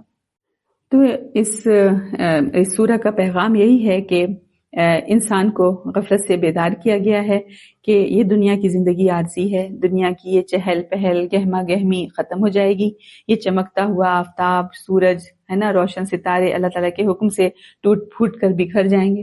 تو عقل مند انسان وہ ہیں جو اس خوفناک دن کے آنے سے پہلے پہلے اچھے اعمال کریں، اور اس دن جو شرمندگی ہوگی اس سے بچنے کے لیے آج ہی سے اپنے آپ کو اللہ تعالیٰ کے جو احکام ہے اس کا پابند بنا لے۔ آگے سورت الانفطار آ رہی ہے۔ یہ سورت بھی ہجرت سے پہلے نازل ہوئی، یعنی مکی سورت ہے، اور انفطار جس کا مطلب ہوتا ہے کہ ایسی سورت جس میں آسمان کے پھٹ جانے کا ذکر ہے۔ ابھی سورت جو تکویر تھی اس صورت میں بھی قیامت کے بعض ہولناک مناظر اور حساب کتاب کا ذکر تھا، تو یہاں پر بھی یہی ہے۔ تو لوگوں کو بتایا گیا ہے کہ قیامت یقیناً آ کر رہے گی۔ دیکھتے ہیں سورہ کا ترجمہ۔ بسم اللہ الرحمن الرحیم۔ جب آسمان پھٹ جائے گا اور جب تارے جھڑ جائیں گے اور جب سمندر پھاڑ دیے جائیں گے اور جب قبریں اکھیڑ دی جائیں گی تو ہر شخص اس کا اگلا پچھلا کیا دھرا سب معلوم ہو جائے گا۔ اے انسان، تجھے کس چیز نے اپنے رب کریم کی بابت دھوکے میں ڈال رکھا ہے؟ جس نے تجھے پیدا کیا، پھر تجھے درست کیا اور تجھے معتدل بنایا۔ اس نے جس صورت میں چاہا تجھے جوڑ دیا۔ ہرگز نہیں، بلکہ تم لوگ جزا و سزا کو جھٹلاتے ہو، حالانکہ تم پر نگران فرشتے مقرر ہیں، معزز لکھنے والے۔ وہ جانتے ہیں جو تم کرتے ہو۔ یقیناً نیک لوگ ضرور نعمتوں میں ہوں گے اور یقیناً بدکار لوگ ضرور دوزخ میں ہوں گے۔ وہ روز جزا کو اس میں داخل ہوں گے اور وہ اس سے غائب دور نہ ہو سکیں گے۔ اور آپ کو کیا خبر کہ روز جزا کیا ہے؟ پھر آپ کو کیا خبر کہ روز جزا کیا ہے؟ اس دن کوئی شخص کسی کے لیے کچھ بھی اختیار نہ رکھے گا اور اس دن حکم صرف اللہ کا ہوگا۔ کیا بتایا کہ قیامت کے روز آسمان اللہ تعالیٰ کے حکم اور اللہ تعالیٰ کی ہیبت سے پھٹ جائے گا اور فرشتے نیچے اتر آئیں گے، ستارے سب کے سب جھڑ جائیں گے۔ قیامت کے زلزلے سے زمین کا نظام اس طرح تر و بالا ہو جائے گا کہ سمندر بھی اپنی حدود میں نہیں رہیں گے اور ان کا پانی کناروں سے نکل کر ہر طرف پھیل جائے گا، اور یوں سب کا سب جو میٹھا اور کڑوا پانی ایک دوسرے سے مل جائے گا۔ اس کے بعد سمندروں کے اس پانی میں آگ بھڑک اٹھے گی، کیونکہ پانی ہائیڈروجن اور آکسیجن دو گیسوں کا مجموعہ ہے۔ ہائیڈروجن خود جلتی ہے اور آکسیجن جلنے میں مدد دیتی ہے۔ جب دونوں گیسوں کو الگ کر کے آگ کا معمولی اشارہ بھی کیا جائے گا تو سمندروں میں آگ بھڑک اٹھے گی اور پھر قبروں سے مردے زندہ ہو کر باہر نکل آئیں گے۔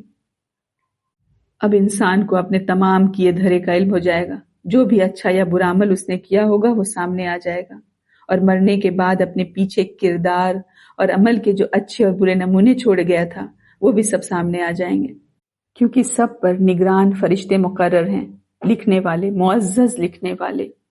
یعنی ان فرشتوں کے تیار کردہ اعمال ناموں کا نتیجہ یہ ہوگا کہ نیک لوگ نعمتوں والی جنتوں میں اور نافرمان بھڑکتی ہوئی آگ میں داخل ہوں گے اور ہمیشہ اسی میں رہیں گے، کبھی اس سے نہیں نکل سکیں گے۔ جس طرح ایک دوسری جگہ کیا فرمایا، فریق فی الجنہ و فریق فی السعیر، ایک گروہ جنت میں ہوگا اور دوسرا بھڑکنے والی آگ میں۔ تو یہی فرمایا کہ اے انسانوں، تم کتنا ہی سوچو، کتنا ہی غور کرو، پھر بھی اس ہولناک دن کی پوری کیفیت تمہاری سمجھ میں آ ہی نہیں سکتی۔ بس اتنا سمجھ لو کہ اس دن جتنے رشتے ناتے قریب اور دور کے سب نیست و نابود ہو جائیں گے، سب نفسی نفسی، ہائے میری جان، ہائے میری جان پکارے ہی ہوں گے۔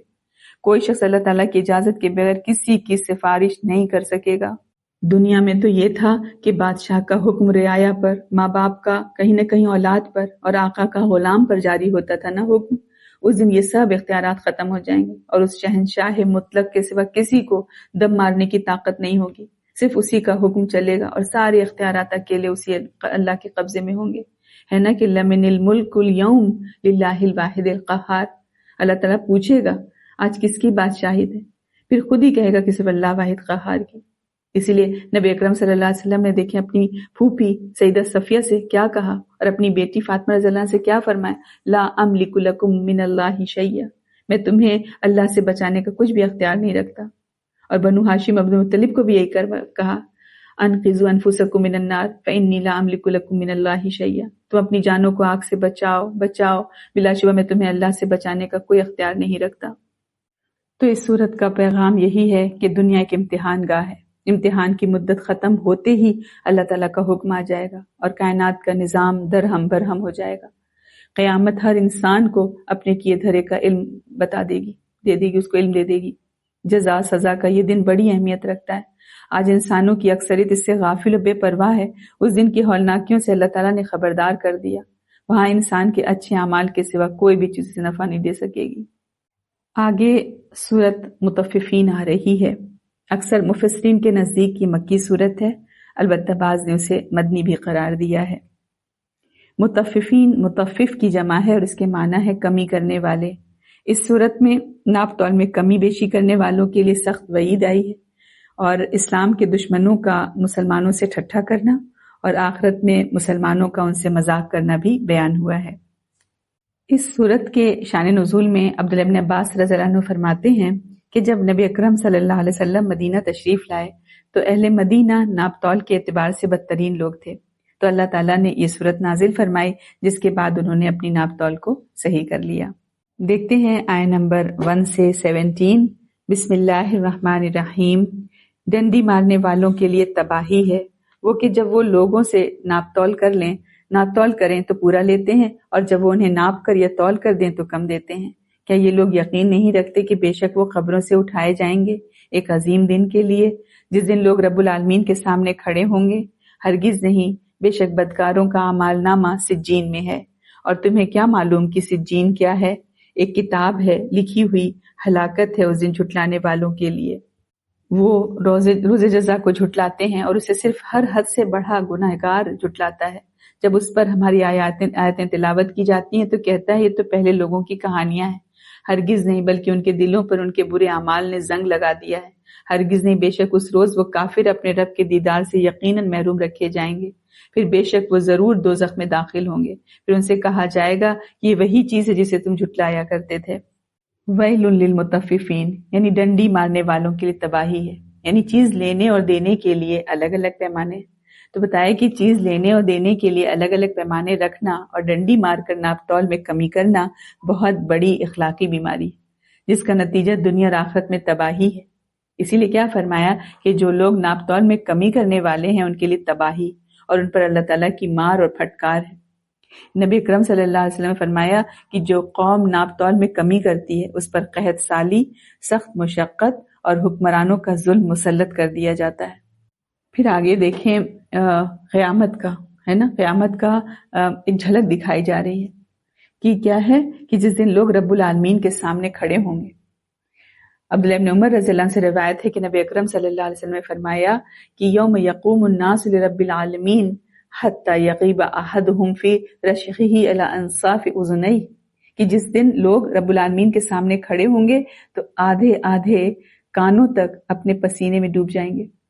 اور ایک دوسری روایت میں ہے کہ قیامت کے دن سورج کو مخلوق کے قریب کر دیا جائے گا، یہاں تک کہ وہ ان سے 1 میل کے فاصلے پر ہوگا۔ اور لوگ اپنے اعمال کے، ایک اور روایت میں ہے کہ نبی اکرم صلی اللہ علیہ وسلم نے فرمایا کہ لوگ اپنے اعمال کے مطابق پسینے میں ہوں گے، بعض ان میں سے اپنے ٹخنوں تک، بعض اپنے گھٹنوں تک، بعض اپنے پہلوؤں یعنی کمر تک پسینے میں ڈوبے ہوئے ہوں گے، اور بعض ایسے ہوں گے کہ انہیں پسینے نے لگام ڈالی ہوگی۔ اور نبی اکرم صلی اللہ علیہ وسلم نے اپنے ہاتھ سے اپنے منہ کی طرف اشارہ فرمایا، یعنی جس طرح جانور کے منہ میں لگام ڈالی جاتی ہے اس طرح پسینہ اس کے لیے لگام بنا ہوا ہوگا، اور اس کے منہ اور کانوں تک پسینہ ہوگا۔ پھر آگے کیا ہے کہ بے شک بدکاروں کا اعمال نامہ سجین میں ہے۔ سجین کیا ہے؟ سجین کا معنی ہے قید خانہ، یعنی یہ قید خانے کی طرح ایک نہایت تنگ مقام ہے، اور زمین کے سب سے نچلے حصے میں ایک جگہ کا نام بھی ہے سجین، جہاں کافروں، ظالموں اور مشرکوں کی روحیں اور ان کے اعمال نامے جمع ہوتے ہیں، اور ان کے ناموں کا وہاں پر اندراج ہوتا ہے، ان کو رجسٹر کیا جاتا ہے۔ آگے فرمایا کہ روز جزا کو جھٹلانے والوں کے لیے کیا ہے؟ ہلاکت ہے، اور پھر اس سے صرف حد سے بڑا گناہگار ہی جھٹلاتا ہے۔ جب اس پر ہم آیتیں تلاوت کی جاتی ہیں تو کہتا ہے یہ تو پہلے لوگوں کی کہانیاں ہیں، ہرگز نہیں، بلکہ ان کے دلوں پر ان کے اعمال یعنی برے اعمال نے زنگ لگا دیا ہے، یعنی گناہوں سے دل سیاہ ہو جانا، یعنی گناہ اگر بار بار کیا جائے اور توبہ نہ کی جائے تو یہ پورے دل کو گھیر لیتا ہے۔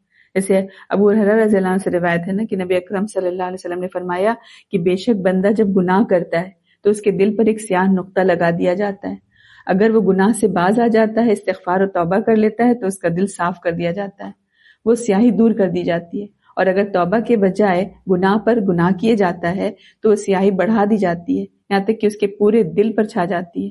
یہی وہ بتایا نہیں کیا ران کیا کلا بل ران، تو بتایا کہ یہی رین ہے، یہی ران ہے جس کا ذکر اللہ تعالیٰ نے یہاں پر فرمایا، یعنی ہرگز نہیں بلکہ ان کے دلوں پر ان کے برے اعمال نے زنگ لگا دیا ہے۔ تو ان آیتوں میں یہی بتایا گیا کہ جب انسان ایمان کی دولت سے محروم ہو جاتا ہے تو گناہ کرنا اس کے لیے آسان ہو جاتا ہے۔ قیامت کا انکار کرنے والے کے لیے تباہی اور بربادی ہے۔ گناہ دلوں کو زنگ آلود کر دیتے ہیں اور انسان سے ہدایت کی جو اتباع ہے، ہدایت کی پیروی جو ایک عظیم دولت ہے، وہی چھین لیتے ہیں۔ اگر ہم اپنے خالق اور مالک کی بندگی کا ٹھیک طور پر ادا نہیں کریں گے، اس کی کوشش نہیں کریں گے، تو ہمیں دوسروں کے ساتھ حسن سلوک کا مظاہرہ بھی کرنا نہیں آئے گا، کیونکہ ہمارے خالق ہی نے یہ حکم دیا ہے اور بتایا کہ حق سے منہ موڑنا اور سچائی سے بروخی کرنا یہ سب ضد ہے، یہ سب غرور ہے، یہ سب تکبر ہے، اور برائیوں اور بے حیائیوں میں مبتلا ہو جانا انسان کے ضمیر کو مردہ کر دیتا ہے، جسے کیا کہا، رانا کا، یعنی دل کا زنگ آلود ہونا کہا گیا۔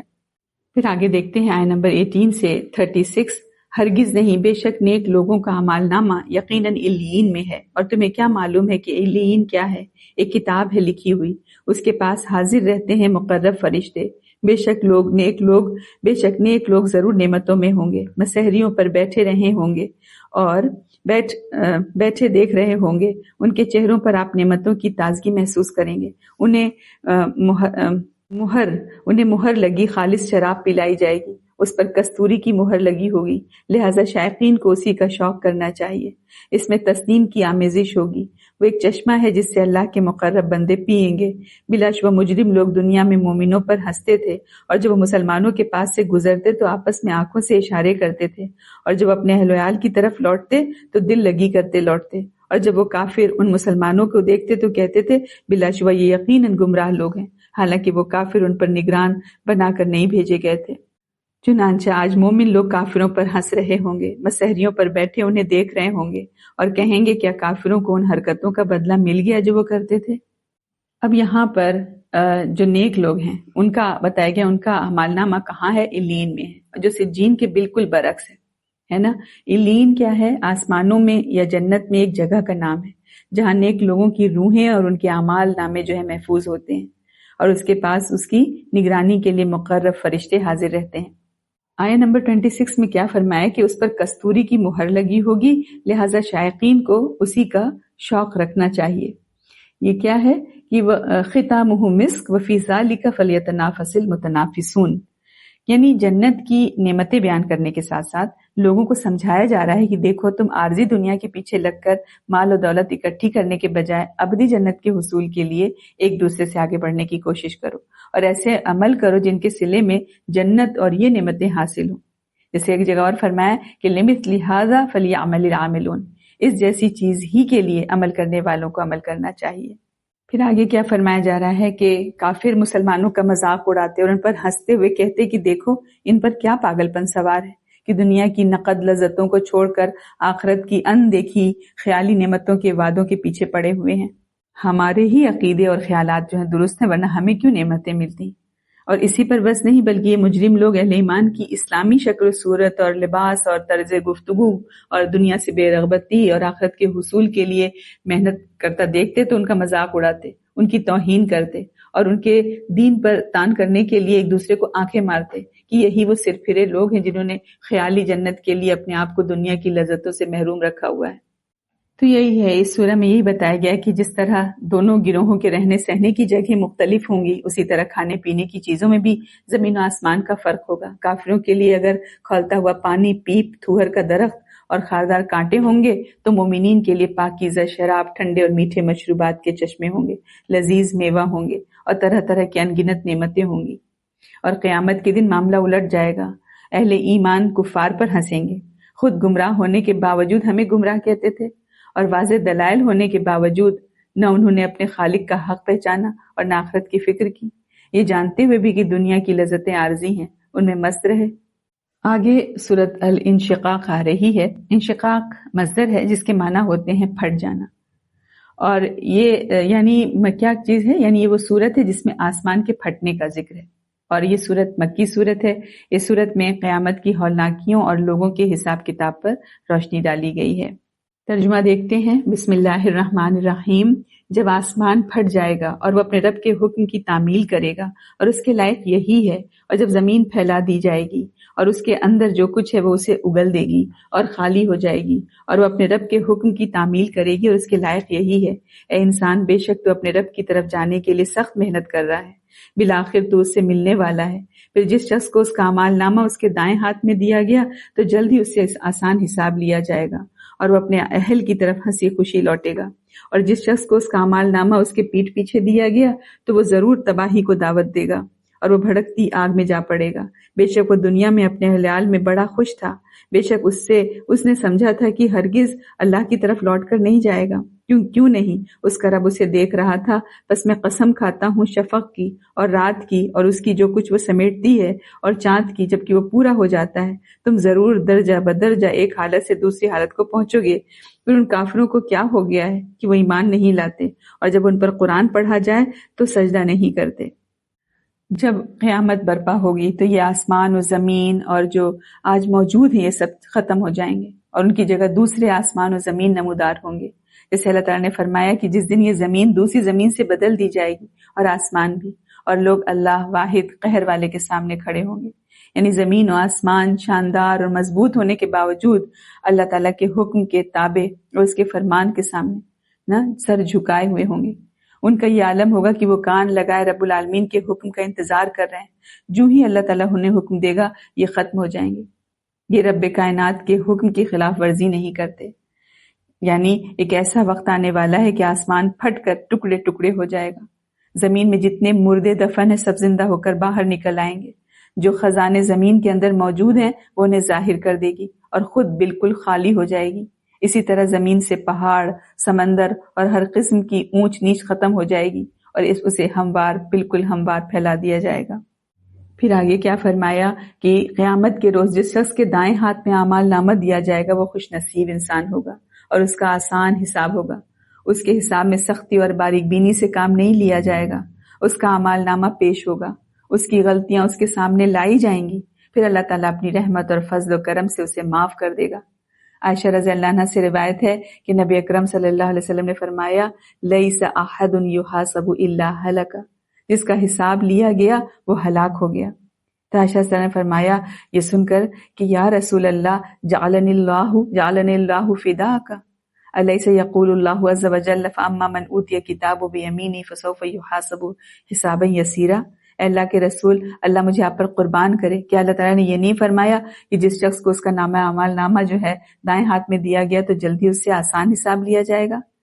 عائشہ رضی اللہ عنہا کا مطلب یہ تھا کہ اس آیت کی روح سے حساب تو مومن کا بھی ہوگا لیکن وہ ہلاکت سے دوچار نہیں ہوگا۔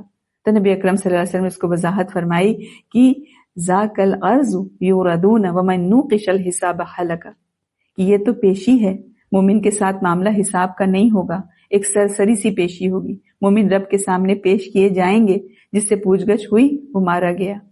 اور ایک دوسری روایت میں عائشہ صلی فرماتی ہیں کہ میں نے نبی اکرم صلی اللہ علیہ وسلم کو سنا آپ اپنی بعض نمازوں میں یہ دعا پڑھتے تھے اللہم حاسبنی حسابا یسیرا، اے اللہ میرا حساب آسان فرمانا۔ اور آپ صلی اللہ علیہ وسلم کے نماز سے فارغ ہونے کے بعد عائشہ سے کہتی میں نے پوچھا مل حساب الیسیر، آسان حساب کا کیا مطلب ہے؟ اگر حساب ہے تو آسانی کیسی، اور اگر آسانی ہے تو پھر حساب کا کیا مطلب؟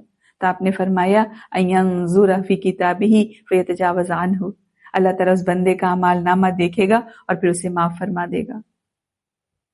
پھر اس کے بعد اس مومن کو نہ سزا کا خوف رہے گا اور نہ اللہ تعالیٰ کے غصے کا ڈر ہوگا، وہ نہایت امن و اطمینان سے جنت میں اپنے عزیز و اقارب اور مسلمان بھائیوں کے پاس خوشیاں مناتا ہوا آئے گا۔ پھر اس کے آگے ہی کیا ذکر ہو رہا ہے وَأَمَّا مَنْ أُوتِيَ كِتَابَهُ وَرَاءَ ظَهْرِهِ، میدان حشر میں مجرم کا دایاں ہاتھ گردن کے ساتھ جو ہے وہ باندھ دیا جائے گا اور بایاں ہاتھ پیٹھ کے پیچھے سے نکال کر اس میں اعمال نامہ تھمایا جائے گا، جس سے اسے اپنی ہلاکت کا بھی یقین ہو جائے گا اور وہ عذاب کے ڈر سے چیختے چلاتے ہوئے موت کو پکارے گا تاکہ مر کر عذاب سے نجات پا جائے، لیکن وہاں اسے موت نہیں آئے گی اور نہ عذاب سے نجات ملے گی بلکہ بھڑکتی آگ میں جا پڑے گا اور عذاب کا مزہ چکھتا رہے گا۔ یہاں پر جو فرمایا لَتَرْكَبُنَّ طَبَقًا عَنْ طَبَقٍ، تم ضرور درجہ بدرجہ ایک حالت سے دوسری حالت کو پہنچو گے۔ پھر ان کافروں کو کیا ہو گیا ہے کہ وہ ایمان نہیں لاتے؟ کیا کہا گیا طبقاً عن طبق، کہ جب انسان کو ایک حالت پر قرار نہیں بلکہ وہ بے شمار احوال، پیدائش، بچپن، پھر جوانی، پھر بڑھاپا، پھر کبھی تندرستی، کبھی بیماری، کبھی تنگ دستی، کبھی تونگری، پھر موت اور پھر قبر اور قیامت سے گزرتا ہوا جنت یا دوزخ میں پہنچ جاتا ہے، تو کافر دوبارہ زندہ ہونے پر ایمان کیوں نہیں لاتے؟ انہیں یہ ضد کیوں ہے کہ ہمیں مر کر حساب کی منزل سے نہیں گزرنا؟ تو یہاں یہی سب فرمائے ان آیتوں میں کہ قیامت کے روز نظام کائنات کے درہم برہم ہو جانے کا ذکر کیا جا رہا ہے، اور کر کے کیا بتایا جا رہا ہے کہ ان نادانوں کو جھنجھوڑنا مقصد ہے جو اپنے محلوں میں، اپنے قلعوں پر اتنا زیادہ نازا ہیں۔ انہیں آگاہ کیا گیا ہے کہ یہ سب تمہارے کچھ بھی کام نہیں آئے گا۔ قیامت کے روز تمام انسان اپنے اعمال کے انجام کے لحاظ سے دو گروہوں میں ہوں گے۔ ایک گروہ تو خوش نصیب ہوگا، ہے نا، جنہوں نے انبیاء کرام کی اطاعت کی، فرمانبرداری کی، ہے نا، اور ان کا راستہ اختیار کیا، اور دوسرا گروہ ان بد نصیب لوگوں کا ہوگا جنہوں نے ان انبیاء کرام کی ہدایت سے منہ موڑا اور غرور اور سرکشی میں زندگی گزاری۔ تو نیک لوگوں کے لیے ابدی عیش اور آرام ہوگا، جبکہ مشرکین اور کفار اور انکاریوں کے لیے جہنم کا ہمیشہ والا عذاب ہوگا۔ آگے سورت بروج آ رہی ہے۔ یہ مکی صورت ہے اور مکہ کے اس دور میں نازل ہوئی جب کافروں کا ظلم و ستم پوری شدت کے ساتھ جاری تھا اور وہ مسلمانوں کو سخت سے سخت سزائیں دے کر ایمان سے پھیرنے کی کوشش کر رہے تھے۔ یہ صورت مسلمانوں کو اہل مکہ کی ایذا رسانیوں پر صبر و استقامت کی تلقین کے لیے نازل ہوئی ہے۔ اس لیے اس میں پہلی امت کے مسلمانوں کو پیش آنے والی شدید ترین آزمائش اور انہیں ستانے والوں کے برے انجام کا تذکرہ کیا گیا ہے، تاکہ مسلمانوں کو یہ تسلی دی جائے اور انہیں یقین دلایا جائے کہ جس طرح خندقوں والے مارے گئے تھے اسی طرح یہ لوگ بھی مارے جائیں گے جو مسلمانوں کو امتحان میں ڈال رہے ہیں۔ ترجمہ دیکھتے ہیں آیت نمبر 1 سے 22۔ برجوں والے آسمان کی قسم اور اس دن کی جس کا وعدہ کیا گیا ہے، اور حاضر ہونے والے کی اور حاضر کیے گئے کی، ہلاک کیے گئے خندقوں والے، ان خندقوں میں آگ تھی ایندھن والی، جبکہ ان خندقوں کے کنارے بیٹھے تھے، اور جو کچھ وہ مومنوں کے ساتھ کر رہے تھے اسے دیکھ رہے تھے، اور انہیں ان مومنوں کا یہی کام برا معلوم ہوا کہ وہ اللہ غالب قابل تعریف پر ایمان لائے تھے۔ وہ ذات کی اسی کے لیے آسمانوں اور زمین کی بادشاہی ہے، اور اللہ ہر چیز پر شاہد ہے۔ بے شک جنہوں نے مومن مردوں اور مومن عورتوں کو ستایا پھر توبہ نہ کی تو ان کے لیے جہنم کا عذاب ہے، اور ان کے لیے جلانے والا عذاب ہے۔ بے شک جو لوگ ایمان لائے اور انہوں نے نیک عمل کیے ان کے لیے باغات ہیں جن کے نیچے نہریں بہتی ہیں، یہی ہے بہت بڑی کامیابی۔ بے شک آپ کے رب کی پکڑ نہایت سخت ہے، بے شک وہی پہلی بار پیدا کرتا ہے اور وہی دوبارہ پیدا کرے گا۔ وہ بڑا بخشنے والا، بہت محبت کرنے والا ہے۔ وہ عرش کا مالک، اونچی شان والا ہے، جو چاہے کر گزرتا ہے۔ کیا آپ کے پاس لشکروں کی خبر پہنچی ہے، یعنی فرعون اور سمود کی؟ بلکہ کافر تو جھٹلانے میں لگے ہوئے ہیں، اور اللہ ہر طرف سے انہیں گھیرے ہوئے ہے۔ بلکہ یہ قرآن اونچی شان والا ہے، لوح محفوظ میں لکھا ہوا ہے۔ یہاں ہم دیکھیں کس کی طرف اشارہ ہو رہا ہے، قتل اصحاب الاخدود کہہ کر۔ اس سے کیا مراد ہے؟ وہ لوگ ہیں جنہوں نے بڑی بڑی خندقوں میں آگ بھڑکا کر ایمان لانے والوں کو اس میں پھینکا اور خندقوں کے کنارے بیٹھ کر ان کا تماشا دیکھا۔ کیا ہے؟ وہ شاہدین و مشہود، بیٹھ کر تماشا دیکھ رہے تھے۔ پھر کیا یعنی ایمان والوں کو جلتے ہوئے دیکھ کر ان کے دلوں میں ذرا نرمی پیدا نہیں ہوئی؟ تو وہ اللہ تعالیٰ کی لعنت اور عذاب الہی کے مستحق ہو گئے۔ اللہ تعالیٰ نے ان کی ہلاکت اور تباہی اور بربادی پر کیا کیا قسمیں کھائیں؟ برجوں والے آسمان کی قسم، یعنی کہ برجوں والے آسمان کی قسم کس لیے کھائی؟ کہ جو قادر مطلق جو ہستی ہے، یعنی جو ستاروں اور سیاروں جیسی عظیم الشان مخلوق پر حکمرانی کر رہی ہے، اس کی گرفت سے یہ معمولی انسان بچ کر کہاں جا سکتے ہیں؟ پھر کیا قسم کھائی؟ روز قیامت کی قسم، جس کا مخلوق سے وعدہ کیا گیا ہے، یعنی وہ دن آنے والا ہے جس سے انسانوں کو خبردار کیا جا چکا ہے۔ اس میں ہر مظلوم کی داد رسی اور ہر ظالم کی پکڑ ہوگی۔ پھر کیا قسم ہے؟ قیامت کے ہولناک مناظر کی، اور اس ساری مخلوق کی قسم جو ان مناظر کو دیکھے گی۔ تو یہی ہے کہ انہوں نے کیا کیا تھا، یعنی جس طرح اصحاب الاخدود نے بے بس اہل ایمان کے جلنے کا تماشا دیکھا تھا، اسی طرح قیامت کے ساری مخلوق دیکھے گی کہ ان کی خبر کس طرح لی جا رہی ہے۔ تو یہ کون تھے؟ اصحاب الاخدود کون ہیں؟ مسلم کی ایک روایت ہے کہ گزشتہ زمانے میں ایک بادشاہ کا جادوگر نجومی تھا، بادشاہ کا جادوگر تھا اور وہ نجومی بھی تھا۔ اور جب وہ جادوگر بوڑھا ہو گیا تو اس نے بادشاہ سے کہا کہ بے شک میں بوڑھا ہو گیا ہوں، ایک ذہین لڑکا میرے سپرد کرو تاکہ میں اسے جادو سکھاؤں۔ تو بادشاہ نے ایک سمجھدار لڑکا تلاش کر کے اس کی طرف بھیجنا شروع کر دیا جسے وہ جادو سکھاتا۔ اس بچے کے راستے میں ایک راہب کا ٹھکانہ تھا. وہ لڑکا جب بھی جادوگر کے پاس جاتا تو راہب کے پاس بھی تھوڑی دیر کے لیے ٹھہر جاتا. اس لڑکے نے جب اس کی باتیں سنی تو اسے اچھی لگی راہب کی باتیں. چنانچہ وہ جب بھی جادوگر کے پاس جاتا تو گزرتے ہوئے راہب کے پاس ضرور ٹھہر جاتا. جب وہ جادوگر کے پاس آتا، دیر سے آنے کی وجہ سے جادوگر اسے مارتا. اس نے راہب کو بتایا. راہب نے کہا ٹھیک ہے، جب تمہیں جادوگر مار کا ڈر ہو تو کہہ دینا کہ مجھے میرے گھر والوں نے روک لیا تھا، اور جب گھر والوں سے ڈر ہو تو اسے کہہ دینا مجھے جادوگر نے روک لیا تھا. تو اس طرح دن گزرتے رہے. ایک دن لڑکے نے اپنے راستے میں ایک بہت بڑا جانور دیکھا جس سے لوگوں کا راستہ جو رکا ہوا تھا. تو لڑکے نے دل میں کہا کہ آج کے دن میں جان لوں گا کہ جادوگر بہتر ہے یا راہب بہتر ہے. اس نے ایک پتھر پکڑا اور کہا اے اللہ، اگر راہب کا معاملہ تیرے نزدیک جادوگر کے معاملے سے بہتر اور پسندیدہ ہے تو اس جانور کو اس پتھر کے ذریعے سے مار دے تاکہ راستہ کھل جائے اور لوگ گزر جائیں. تو یہ کہہ کر اس نے پتھر اس جانور کو مارا جس سے وہ ہلاک ہو گیا جانور، اور لوگ پھر راستہ جو رکے ہوئے تھے چلے گئے. لڑکا راہب کے پاس آیا اور یہ سارا واقعہ اس راہب کو بتایا. تو راہب نے کہا بیٹے، آج تم مجھ سے افضل ہو گئے. تمہارا معاملہ جہاں تک پہنچ چکا ہے وہ میں دیکھ رہا ہوں، اور عنقریب تم آزمائش میں ڈالے جاؤ گے.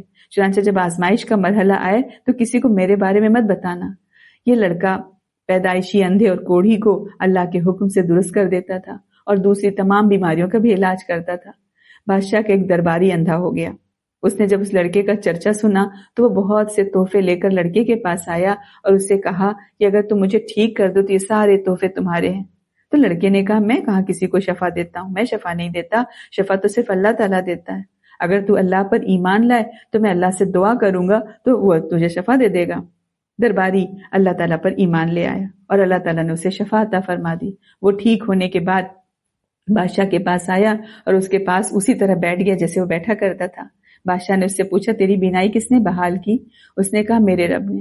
بادشاہ نے کہا کیا میرے علاوہ بھی تیرا کوئی رب ہے؟ اس نے کہا میرا اور تیرا سب کا صرف ایک ہی رب ہے، وہ اللہ ہے. بادشاہ نے اسے گرفتار کر لیا اور اس کو سزا دیتا رہا یہاں تک کہ اس نے پھر لڑکے کا پتہ بتا دیا. تو لڑکے کو بادشاہ کی خدمت میں لایا گیا. بادشاہ نے اس سے کہا بیٹا، تیرے جادو کا کمال اس حد تک پہنچ گیا ہے کہ تو پیدائشی اندھے اور کوڑھی کو درست کر دیتا ہے اور بھی فلاں فلاں کام کر لیتا ہے. تو لڑکے نے کہا بے شک میں کسی کو شفا نہیں دیتا، شفا دینے والا تو صرف اللہ ہے. بادشاہ نے اسے بھی گرفتار کر لیا اور اسے سزا دیتا رہا یہاں تک کہ اس نے راہب کا پتہ بتا دیا. راہب کو پیش کیا گیا اور اس سے کہا گیا کہ تم اپنے دین سے پھر جاؤ. اس نے انکار کر دیا. بادشاہ نے آرام منگوا کر راہب کے سر کے عین درمیان رکھ دیا، پھر اس کے سر کو چیر دیا بیچ سے یہاں تک کہ اس کے 2 حصے ہو گئے. پھر درباری کو لایا گیا اور اسے کہا گیا کہ اپنے دین سے پھر جا. اس نے بھی انکار کر دیا. تو اس کے پاس بھی آرا لایا گیا، اس کے سر کے مانگ والے مقام پر رکھا گیا اور اس کو بھی چیر کر 2 ٹکڑے کر دیا گیا. پھر لڑکے کو لایا گیا اور اسے کہا گیا کہ اپنے دین سے پھر جا. اس نے بھی انکار کر دیا. بادشاہ نے اسے اپنے چند خاص آدمیوں کے سپرد کیا اور کہا کہ اسے فلاں فلاں پہاڑ پر لے جاؤ. جب تم اس کی چوٹی پر پہنچ جاؤ تو اس سے اس کے دین کے بارے میں پوچھو. اگر یہ اپنے دین سے پھر جائے تو ٹھیک، ورنہ اسے وہاں سے نیچے پھینک دینا. تو وہ اسے پہاڑ پر لے گئے، چڑھے، اور لڑکے نے پھر اللہ تعالیٰ سے دعا کی اے اللہ جیسے تو چاہے، اللہ مکفینیہم بما شئت، کہ اللہ تو جیسے تو چاہے مجھے ان سے بچا لے. تو لڑکا تو اب یہ کیا ہوا، پہاڑ ہلا، لرزا، جس سے وہ سب گر کر مر گئے اور اللہ تعالیٰ نے اسے بچا لیا. لڑکا بادشاہ کے پاس آ پہنچا. بادشاہ نے اس سے پوچھا کہ تیرے ساتھیوں نے کیا کیا؟ کیا انہوں نے تجھے پہاڑ کی چوٹی سے نہیں گرایا؟ لڑکے نے کہا کہ اللہ نے مجھے ان سے بچا لیا. بادشاہ نے اسے پھر اپنے چند خاص آدمیوں کے سپرد کیا اور ان سے کہا کہ اسے لے جاؤ، کشتی میں سوار کرو اور سمندر کے درمیان لے جا کر اس سے پوچھو، اگر یہ اپنے دین سے پھر جائے تو ٹھیک، ورنہ اسے سمندر میں پھینک دو. تو چنانچہ وہ اسے لے گئے. لڑکے نے کشتی میں بیٹھ کر پھر دعا کی اللہ مکفینیہم بما شئت، اے اللہ جیسے تو چاہے مجھے ان سے بچا لے. چنانچہ کشتی الٹ گئی اور وہ سب پانی میں ڈوب گئے. اللہ تعالیٰ نے اسے دوبارہ بچا لیا. لڑکا پھر بادشاہ کے پاس آ گیا. بادشاہ نے اس سے پوچھا کہ تیرے ساتھیوں نے کیا کیا؟ کیا انہیں تجھے سمندر میں نہیں پھینکا؟ لڑکے نے کہا کہ اللہ تعالیٰ نے مجھے ان سے بچا لیا. پھر لڑکے نے بادشاہ سے کہا تو مجھے اس وقت تک قتل نہیں کر سکتا جب تک کہ تو وہ طریقہ اختیار نہ کرے جو میں تجھے بتاؤں. بادشاہ نے کہا کیا ہے وہ طریقہ؟ لڑکے نے کہا تو لوگوں کے کھلے میدان میں جمع کر اور مجھے سولی دینے کے لیے ایک تنے پر چڑھا، پھر میرے ترکش سے ایک تیر لے کر اسے کمان کے چلے پر رکھ اور یہ الفاظ پڑھ کر مجھے تیر مار، بسم اللہ رب الغلام، اللہ کے نام کے ساتھ جو لڑکے کا رب ہے میں اسے یہ تیر مارتا ہوں. تو جب تو ایسا کرے گا تو مجھے قتل کرنے میں کامیاب ہو جائے گا. تو بادشاہ نے سب لوگوں کو ایک میدان میں جمع کیا اور پھر لڑکے کو سولی دینے کے لیے لکڑی کے تنے پر چڑھا دیا. پھر اس کے ترکش سے ایک تیر لے کر اسے کمان کے چلے پر رکھا اور کہا بسم اللہ رب الغلام. اللہ کے ساتھ ہی اس کے ساتھ ہی تیر چلا دیا. تیر لڑکے کے کنپٹی پہ لگا. اس نے اپنا ہاتھ اپنے کنپٹی پر رکھا اور فوت ہو گیا. لوگوں نے جب یہ ماجرا دیکھا تو بے ساختہ پکار اٹھے ہم اس لڑکے کے رب پر ایمان لائے، ہم اس لڑکے کے رب پر ایمان لائے، ہم اس لڑکے کے رب پر ایمان لائے. کسی نے بادشاہ سے کہا کہ جس چیز سے تو ڈرتا تھا اللہ کی قسم یہ تو وہی ہو گیا اور تیرا خطرہ سامنے آ گیا. سب لوگ ایمان لے آئے. بادشاہ نے رستوں کے کنارے پر خندقیں کھودنے کا حکم دے دیا. چنانچہ خندقیں کھودی گئیں اور ان میں خوب آگ بھڑکائی گئی. بادشاہ کی طرف سے حکم جاری ہوا کہ جو اس لڑکے کے دین سے نہ پھرے اسے آگ میں ڈھکیل دینا یا اسے کہو کہ خود ہی آگ میں داخل ہو جائے. اس طرح ایماندار آتے رہے اور آگ میں کودتے رہے یہاں تک کہ ایک عورت آئی، اس کے ساتھ اس کا بچہ تھا. وہ عورت آگ میں گرنے سے جھجکی تو اس گود کے بچے نے اس سے کہا اے ماں صبر کر، یقیناً تو حق پر ہے. تو پہلی امت کے مسلمانوں کو پیش آنے والی شدید ترین آزمائش. اہل ایمان نے ان ظالموں پر یا کسی دوسرے پر کوئی زیادتی نہیں کی تھی جس کا وہ بدلہ لے رہے ہوں، بلکہ ان کا جرم کیا تھا؟ ان کا جرم صرف یہ تھا کہ اللہ تعالیٰ پر ایمان لائے تھے اور اس پر قائم رہے تھے. تو اللہ تعالیٰ یہ بیان کرنے کے بعد بتا رہے ہیں کہ دنیا میں پیش آنے والے مصائب یہیں پر ختم نہیں ہو جائیں گے، بلکہ ان کے نتائج اگلی زندگی میں پیش آئیں گے. حساب اور جزا وہاں ہوگی. یہ دنیا عمل کی جگہ ہے، جزا کی جگہ تو آخرت ہے. پھر دیکھیں وہاں پر اللہ تعالیٰ نے عذاب جہنم اور عذاب حریق یعنی جلانے والا عذاب کو الگ الگ بیان کیا. حالانکہ یہ ایک ہی چیز کے دو نام ہیں، لیکن خندق کی مناسبت سے عذاب حریق کا ذکر کیا ہے کہ جن لوگوں نے مومنوں کو خندق میں جلایا ان کے لیے آخرت میں جلانے والا عذاب، جس کے مقابلے میں ان کا جلانے والا عذاب کچھ بھی حیثیت نہیں رکھتا. کیونکہ نبی اکرم صلی اللہ علیہ وسلم فرمایا نا کہ تمہاری دنیا کی آگ جہنم کی آگ کے 70 حصوں میں سے ایک حصہ ہے. پھر دیکھیں آگے اللہ تعالیٰ اسی صورت میں اپنی کئی صفات کا ذکر فرما رہے ہیں. الغفور، الودود، ذو العرش، پھر کیا مجید، فعال لما یرید، ہے نا کہ فعال مطلب یہ ہے ایک تنبیہ کی جا رہی کہ وہ اس قدر عظیم ہستی کے مقابلے میں گستاخی کا رویہ رکھ رہے ہیں. اور پھر آخری صفت دیکھیں کہ فعال لما یرید، جو چاہے کر گزرنے والا ہے، یعنی اس کے حکم اور مشیت کو کوئی ٹالنے والا نہیں. کائنات میں کسی کی بھی یہ طاقت نہیں ہے کہ اللہ تعالیٰ جس کام کا ارادہ کرے وہ اس میں رکاوٹ بن سکے. ابوبکر صدیق رضی اللہ عنہ سے ان کے مرض الموت میں کسی نے پوچھا کیا کسی طبیب نے آپ کو دیکھا ہے؟ تو انہوں نے فرمایا ہاں. پوچھا تو اس طبیب نے کیا کہا؟ فرمایا اس نے کہا ہے انی فعال لما ارید، بے شک میں کر گزرنے والا ہوں جو چاہتا ہوں، میں جو چاہوں کروں، میرے معاملے میں کوئی دخل دینے والا نہیں. ان کا مطلب یہ تھا کہ معاملہ اب طبیبوں کے ہاتھ میں نہیں رہا، میرا آخری وقت آ گیا اور اللہ تعالیٰ ہی اب میرا طبیب ہے نا، جس کی مشیت کو ٹالنے کی کسی کے اندر طاقت نہیں ہے. پھر آگے دیکھیں قوم سمود اور قوم جو ہے فرعون، ان کا ذکر آیا. تو قوم سمود اور فرعون کے واقعات تو قرآن میں بہت دفعہ ذکر ہوئے ہیں. ان دونوں کا نام اللہ تعالیٰ نے دیکھیں آگے کیا جنود کر یعنی لشکر رکھا ہے، کیونکہ یہ بہت بڑی اور طاقتور قوم تھی. یہاں پر ہے کہ بل الذین کفروا فی تکذیب واللہ من ورائہم محیط. کتنی ڈرانے والی چیز ہے کہ بلکہ کافر تو جھٹلانے میں لگے ہوئے اور اللہ ہر طرف سے انہیں گھیرے ہوئے ہے. اس کا کیا مطلب ہے کہ تکذیب کرنے والے اپنے حال میں مست ہیں، انہیں علم نہیں کہ ان کا گھیراؤ کیا جا چکا ہے، وہ گھیرے میں ہیں اور عنقریب فیصلہ ہونے والا ہے. آگے سورت الطارق آ رہی ہے، یہ بھی مکی سورت ہے اور یہ سورت اس زمانے میں نازل ہوئی جب کفار مکہ قرآن مجید اور نبی اکرم صلی اللہ علیہ وسلم کی دعوت کو نقصان پہنچانے اور اسے ختم کرنے کے لیے ہر طرح کی چالیں چل رہے تھے.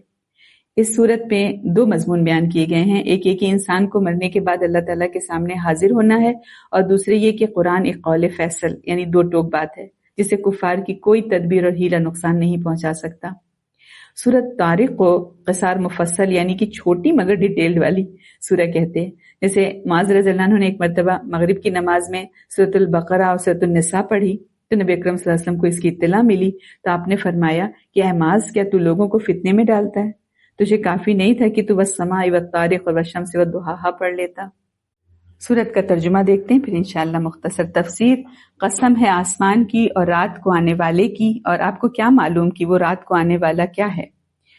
وہ چمکتا ہوا ستارہ ہے، کوئی جان ایسی نہیں جس پر کوئی نگہبان نہ ہو. چنانچہ انسان کو دیکھنا چاہیے کہ وہ کس چیز سے پیدا کیا گیا ہے.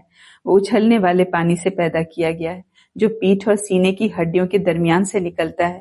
بے شک وہ اللہ اسے دوبارہ پیدا کرنے پر یقیناً قادر ہے.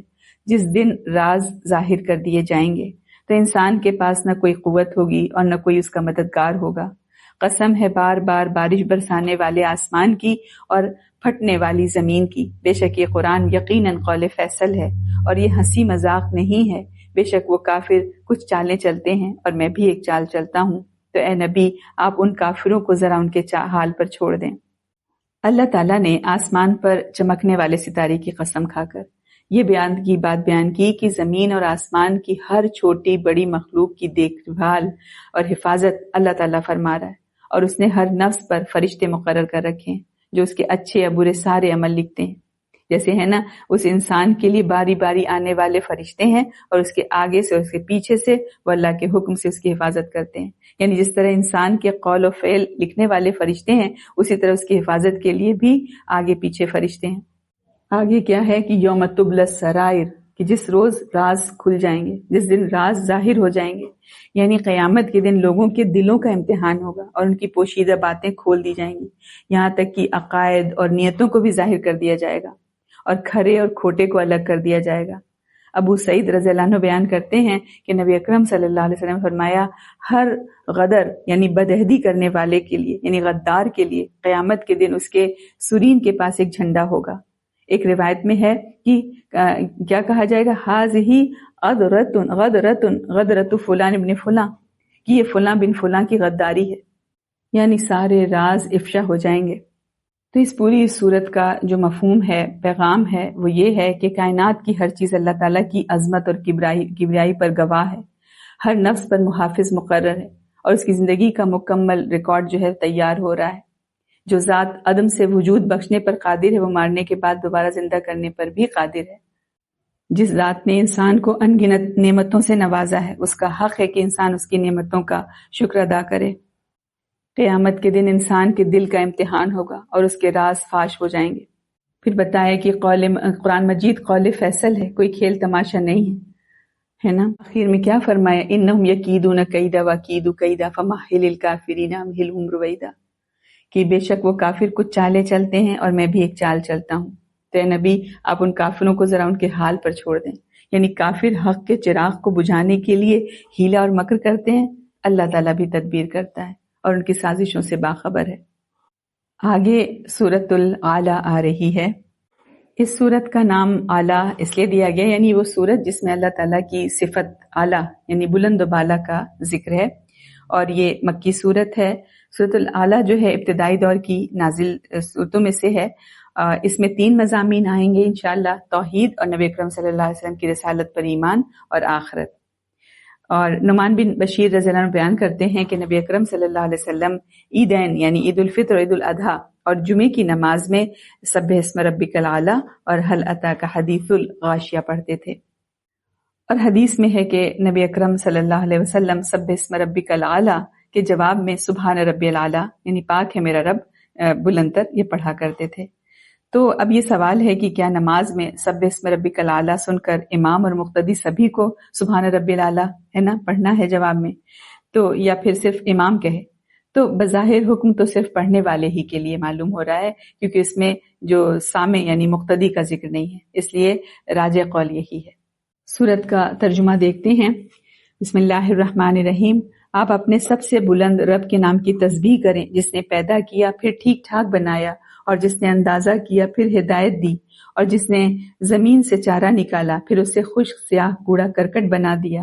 ہم جلد آپ کو پڑھائیں گے، پھر آپ نہ بھولیں گے، مگر جو اللہ چاہے، بے شک وہ ظاہر کو جانتا ہے اور مخفی کو بھی، اور ہم آپ کو آسان راستے کی توفیق دیں گے، پھر آپ نصیحت کیجیے اگر نصیحت نفع دے۔ جو ڈرتا ہے وہ ضرور نصیحت قبول کرے گا، اور انتہائی بدبختی اس سے دور رہے گا جو بہت بڑی آگ میں جائے گا، پھر اس میں نہ وہ مرے گا اور نہ جیے گا۔ یقیناً فلاح پا گیا جو پاک ہوا اور اپنے رب کا نام یاد کیا پھر نماز پڑھی، بلکہ تم دنیا کی زندگی کو ترجیح دیتے ہو، حالانکہ آخرت بہت بہتر اور بہت باقی رہنے والی ہے۔ بے شک یہ بات پہلے صحیفوں میں بھی کہی گئی تھی، یعنی ابراہیم اور موسیٰ کے صحیفوں میں۔ ہم ان آیات کو دیکھیں کہ آپ اپنے سب سے بلند رب کے نام کی تسبیح کریں، جس نے پیدا کیا پھر ٹھیک ٹھاک بنایا، اور جس نے اندازہ کیا پھر ہدایت دی۔ تو یہ سب جانتے ہیں کہ سائنس جو ہے کسی چیز کو پیدا نہیں کرتی، بلکہ قدرت کی پیدا کردہ چیزوں کا استعمال سکھاتی، اور اس استعمال کا ادنا درجہ تو اللہ تعالیٰ نے انسان کو فطری طور پر سکھا دیا ہے کہ انسان پہاڑوں کو کھود کر، دریاؤں میں غوطہ لگا کر اور سینکڑوں جو ہے معدنی اور دریائی چیزیں جو ہے حاصل کر لیتا ہے، اور پھر لکڑی، لوہے، تانبے اور پیتل وغیرہ کو باہم جوڑ جاڑ کر ان سے اپنی ضرورت کی چیزیں، جو نئی نئی چیزیں بنا لیتا ہے۔ تو یہ علم اور ہنر اور یہ جو جتنے بھی فلسفی، ان سب تحقیقات اور کالجوں کی تعلیم پر موقوف نہیں ہے، بلکہ ابتدائے دنیا سے جو ہے ان پڑھ اور جاہل یہ سب کام کرتے آئے، اور یہی فطری سائنس ہے، اور پھر ایک واسٹ فیلڈ ہے ٹیکنیکل ریسرچ اور ڈیولپمنٹ کے لیے، اور انسان کی فطرت میں اس کے سمجھنے کی قابلیت اور صلاحیت ہے، جس کے جو مینیفیسٹیشنز ہیں، اور اس سائنسی دور میں روز روز نئے نئے سامنے جو آ رہے ہیں، اور معلوم نہیں آئندہ اس سے بھی زیادہ کیا کیا سامنے آئیں۔ تو یہ سب قرآن کے جو لفظ فہدا، پھر اس نے ہدایت دی کی شرح ہے کہ اللہ تعالیٰ نے انسان کو ان سب کاموں کا راستہ دکھا دیا اور ان کو پورا کر لینے کی صلاحیت عطا فرمائی اس کے اندر۔ سائنس میں ترقی کرنے والوں نے چیزوں کے تاثیرات اور مادوں کی کیفیات معلوم کر کے نئی نئی چیزیں تو ایجاد کر لی، لیکن جس ذات نے یہ تاثیرات پیدا کی اس کو نہیں سمجھ سکا، اس کو معرفت نہیں ہو سکی۔ تو ان آیتوں میں یہی بتایا کہ اللہ تعالیٰ کے نام کی تسبیح اور اس کو ہر عیب اور نقص سے پاک سمجھنا اسی طرح واجب اور ضروری ہے جس طرح اللہ تعالیٰ کی ذات کو ہر عیب اور ہر نقص سے پاک سمجھنا ضروری ہے۔ اللہ تعالیٰ ہی نے ہر چیز کو پیدا کیا اور خوب بنایا، اس نے ہر مخلوق کے لیے ایک ہدف، ایک اندازہ اور ایک انتہا مقرر کی ہے۔ اللہ تعالیٰ کا فضل ہے کہ اس نے جانوروں کی غذا کے طور پر چارہ اگایا اور ان جانوروں سے انسان فائدہ حاصل کرتا ہے۔ اللہ تعالیٰ نے نبی اکرم صلی اللہ علیہ وسلم کو تسلی دی کہ آپ قرآن کو اطمینان اور سکون سے پڑھیں، اسے آپ کے سینے مبارک میں جمع کرنا اور یاد کرانا ہمارے ذمہ ہے، اور جسے نصیحت فائدہ پہنچے اسے نصیحت کرنی چاہیے۔ نصیحت سے فائدہ اٹھانے والا نیک بخت ہے اور نصیحت کو قبول نہ کرنے والا بدبخت اور جاہل ہے۔ جہنم میں کافروں کو نہ موت آئے گی، وہ عذاب سے چھٹکارا نہ پا سکیں گے اور نہ وہ جینے کی طرح جئیں گے، انہیں زندگی کا کوئی لطف و سرور حاصل نہیں ہوگا۔ اور فلاح کامیابی اس شخص کے لیے ہے جس نے اپنے نفس کو پاک کر لیا اور خود کو اللہ کے ذکر اور اللہ کی یاد میں مشغول کر لیا۔ اور پھر ذکر کی بہترین صورت کیا بتائے؟ نماز باقاعدگی سے صحیح طریقے سے ادا کرنا ہے۔ لوگوں کی اکثریت اصل مرض ان کا یہی رہا ہے کہ وہ دنیا کی زندگی پر فریفتہ رہے، اور دنیا کی ظاہری چمک دمک نے انہیں آخرت سے غافل کر دیا، حالانکہ آخرت کی زندگی بہت بہتر اور ہمیشہ باقی رہنے والی ہے۔ اب آگے سورۃ الغاشیہ آ رہی ہے۔ غاشیہ کا مطلب یعنی وہ سورت جس میں ڈھانپ لینے والی، یعنی قیامت کا ذکر ہے۔ اس سورت میں قیامت اور کافروں کے لیے عذاب اور آخرت میں مومنوں کو ملنے والی نعمتوں کا ذکر ہے، اور سورت کے آخر میں اللہ تعالیٰ نے مخلوق کی تخلیق کے متعلق اپنی قدرت کو بیان کیا ہے، اور یہ مکی سورت ہے۔ اور نعمان بن بشیر رضی اللہ عنہ بیان کرتے ہیں کہ نبی اکرم صلی اللہ علیہ وسلم عید الفطر اور عید الاضحیٰ اور جمعے کی نماز میں سورۃ الجمعہ اور سورۃ الغاشیہ بھی پڑھتے تھے۔ ترجمہ دیکھتے ہیں۔ بسم اللہ الرحمن الرحیم۔ کیا آپ کو چھانے والی یعنی قیامت کی خبر پہنچی ہے؟ اس دن کئی چہرے ذلیل ہوں گے، سخت محنت کرنے والے تھکے مادے ہوں گے، دہکتی آگ میں داخل ہوں گے، انہیں گرم کھولتے چشمے کا پانی پلایا جائے گا، ان کا کھانا صرف خاردار جھاڑیاں ہوگا جو نہ موٹا کرے گا نہ بھوک مٹائے گا۔ اس دن کئی چہرے تر و تازہ ہوں گے، اپنی کوشش پر خوش ہوں گے، بہشتے بری میں ہوں گے، وہ اس میں کوئی لغو بات نہیں سنیں گے، اس میں ایک چشمہ جاری ہوگا، اس میں اونچے تخت ہوں گے اور جام رکھے ہوں گے، اور قطاروں میں گاؤں تکیے لگے ہوں گے اور عمدہ غالیچے بچھے ہوں گے۔ کیا وہ اونٹوں کی طرف نہیں دیکھتے کہ وہ کیسے پیدا کیے گئے ہیں، اور آسمان کی طرف کی کیسے اسے بلند کیا گیا ہے، اور پہاڑوں کی طرف کی کیسے گاڑے گئے ہیں، اور زمین کی طرف کی کیسے بچھائی گئی ہے؟ چنانچہ آپ نصیحت کیجیے، آپ تو صرف نصیحت کرنے والے ہیں، آپ ان پر کوئی فوجدار نہیں، مگر جس نے منہ موڑا اور کفر کیا تو اسے اللہ بہت بڑا عذاب دے گا۔ بے شک ہماری ہی طرف ان کی واپسی ہے، پھر بے شک ان کا حساب لینا ہمارے ہی ذمے ہے۔ ہم دیکھیں یہاں اللہ تعالیٰ نے نبی اکرم صلی اللہ علیہ وسلم کو مخاطب کر کے فرمایا کہ نبی، کیا آپ کے پاس ڈھانپ لینے والی کی خبر پہنچی ہے؟ یہاں اللہ تعالیٰ نے قیامت کو ڈھانپ لینے والی کہا ہے، کیونکہ اس کی ہولناکیاں تمام مخلوق کو ڈھانک لیں گی، کوئی چیز اس سے بچ نہیں سکے گی۔ پھر اللہ تعالیٰ نے اس دن کی ہولناکیوں کا ذکر کرتے فرمایا کہ اس دن کئی چہرے جھکے ہوں گے، پست اور ذلیل ہوں گے۔ یہ لوگ وہ ہوں گے جو دنیا میں بہت محنت کرتے رہے، لیکن وہ ساری محنت ضائع گئی، کیونکہ وہ محنت جو تھی حق کی خاطر نہیں تھی، یا یہ لوگ حق پر تو تھے لیکن انہوں نے حق کو بگاڑ دیا تھا، دین کے اندر بدعت کو رواج دیا تھا، سنت پر عمل کرنے کے بجائے بدعت اور گمراہی پر عمل پیرا تھے، اور خود کو حق پرست گردانتے تھے۔ ایسے لوگوں کو پینے کے لیے سخت کھولتا ہوا پانی دیا جائے گا جس کی گرمی انتہا کو پہنچی ہوگی، اور کھانے میں ایسا کانٹے دار درخت دیا جائے گا جسے کوئی جانور بھی کھانا پسند نہیں کرتا، یعنی یہ درخت بھی تھوہر کی طرح نہایت تلخ، بدمزہ اور ناپاک ترین ہوگا، جو نہ بدن کا حصہ بنے گا اور نہ ہی بھوک مٹائے گا۔ پھر آگے نیک اور کامیاب لوگوں کا ذکر کرتے ہوئے کیا فرمایا کہ اس دن کئی چہرے تر و تازہ ہوں گے جو جہنمیوں کے بالکل برعکس ہوں گے، نہایت آسودہ حال اور ہر قسم کی آزمائشوں سے بہرور ہوں گے۔ دنیا میں جو عمل کر کے آئے ہوں گے، آخرت میں اس کے بہترین نتائج دیکھ کر خوش ہو جائیں گے۔ وہ وہاں بالا خانوں میں امن اور سلامتی کے ساتھ رہیں گے، وہاں کسی قسم کی لغو اور بیہودہ بات نہیں سنیں گے، ہے نا، کیونکہ جنتی حکمت اور دانشمندی کے سوا کوئی بات نہیں کریں گے، اور اللہ تعالیٰ کی عطا کردہ نعمتوں پر اس کے شکر گزار ہوں گے۔ اس جنت میں چشمے بہ رہے ہوں گے جو ہمیشہ جاری و ساری رہیں گے، کبھی خشک نہیں ہوں گے۔ پھر آگے کیا فرمایا کہ نبی اکرم صلی اللہ علیہ وسلم کو کہا گیا کہ اگر کوئی شخص دلیل سے بات نہیں مانتا تو نہ مانے، آپ کے ذمہ یہ نہیں ہے کہ نہ ماننے والوں سے زبردستی آپ کچھ منوائیں، کیونکہ آپ کا کام نصیحت کرنا اور دعوت دینا ہے، اس کے علاوہ یا اس سے بڑھ کر نہیں ہے۔ حساب کتاب جزا سزا ہمارے ذمہ ہے، انہیں لوٹ کر ہمارے پاس آنا ہے۔ تو ان آیات میں یہی ہے کہ قیامت کے کئی نام ہیں۔ سب سے پہلے تو غاشیہ ہے، یہاں پر یہ سب قیامت کی جو مختلف کیفیات پر دلالت کرنے والے نام ہیں، اور یہ ایمان والے جو ہے راحت اور آرام میں ہوں گے، رواں دواں چشموں میں ہوں گے، اور دنیا میں مال و دولت اور قوت پر فخر کرنے والے اور دین حق کو نہ ماننے والے کافروں کے چہرے قیامت کے دن جھکے ہوئے ہوں گے، پست ہوں گے، ذلیل ہوں گے، اور کائنات کی ہر چیز اللہ تعالیٰ کی کاریگری اور حکمت کا پتہ دے رہی ہے، اور دنیا کے اطراف اور اکناف میں موجود اللہ تعالیٰ کی قدرت کی نشانیوں پر ہم سب کو غور فکر کرنا ہے۔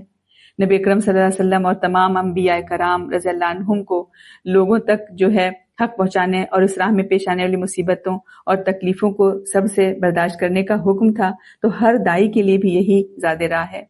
جو لوگ حق کو تسلیم کریں ان کے لیے بہت بڑا اجر ہے، اور جو حق کو ٹھکرا دیں وہ اللہ تعالیٰ کے ہاں جواب دہ ہیں۔ آگے سورۃ الفجر آ رہی ہے۔ سورۃ الفجر مکی سورت ہے، اور اس میں جو ہے بعض کافر قوموں جیسے قوم عاد، قوم سمود اور قوم فرعون، اور قیامت کے روز انسان کی حالت اور قیامت کے دن کے بعض مظاہر کا ذکر ہے۔ اور سورۃ الفجر کے شروع میں اللہ تعالیٰ نے 5 چیزوں کی قسم کھائی ہے، اور دیکھتے ہیں پہلے آیہ نمبر 1 سے 16 دیکھتے ہیں۔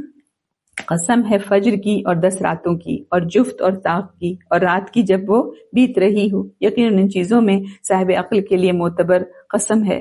کیا آپ نے دیکھا نہیں کہ آپ کے رب نے عاد کے ساتھ کیسا سلوک کیا؟ عاد یعنی ارم، جو اونچے ستونوں والے تھے، جن کے مانند کوئی قوم ملکوں میں پیدا نہیں کی گئی، اور سمود کے ساتھ جو وادی میں چٹانیں تراشتے تھے، اور فرعون میخ والوں کے ساتھ وہ جنہوں نے شہروں میں سرکشی کی اور ان میں بہت زیادہ فساد پھیلایا، تب آپ کے رب نے ان پر عذاب کا کوڑا برسایا۔ بے شک آپ کا رب مجرموں کی گھات میں ہے۔ لیکن انسان جو ہے جب اس کا رب اسے آزمائے اور اسے عزت اور نعمت دے تو وہ کہتا ہے میرے رب نے مجھے عزت بخشی، مگر جب اسے آزمائے اور اس کا رزق اس پر تنگ کر دے تو کہتا ہے میرے رب نے مجھے ذلیل کر دیا۔ تو ہم دیکھیں یہاں پر اللہ تعالیٰ نے 5 چیزوں کی قسم کھائی۔ یہ کیا مطلب کیا ہے کہ تم دنیا میں جو کچھ کر رہے ہو اس پر جزا اور سزا کا ہونا لازمی ہے، یقینی ہے۔ تمہارا رب تمہارے اعمال کی نگرانی کر رہا ہے۔ اور جن 5 چیزوں کی اللہ تعالیٰ نے قسم کھائی ہے ان میں سب سے پہلے کیا ہے؟ فجر، یعنی صبح صادق کا وقت۔ فجر کے وقت آسانی، فرحت اور تبسم کا جو ہے ایک ساتھ جو ہے وہ ظاہر ہوتا ہے نا، جیسے کوئی سویا ہوا اور مطلب ہو اور جو دھیرے دھیرے بیدار ہو رہا ہو، اسی طرح سے دھیمے دھیمے سب چیز ابھرتی ہے۔ تو اسی طرح قیامت کے دن بھی تمام اپنی قبروں کی خوابگاہوں سے بیدار ہو کر اٹھ کھڑے ہوں گے۔ اور پھر اس کے بعد اللہ تعالیٰ نے 10 راتوں کی قسم کھائی۔ اکثر مفسرین کے نزدیک اس سے مراد ذوالحجہ کی شروع کی 10 راتیں ہیں، جن کی فضیلت احادیث میں بھی آئی ہیں کہ عشرہ ذوالحجہ کے مقابلے میں دوسرے کوئی ایام ایسے نہیں ہیں جن میں نیک عمل اللہ کو ان دنوں سے زیادہ محبوب ہو۔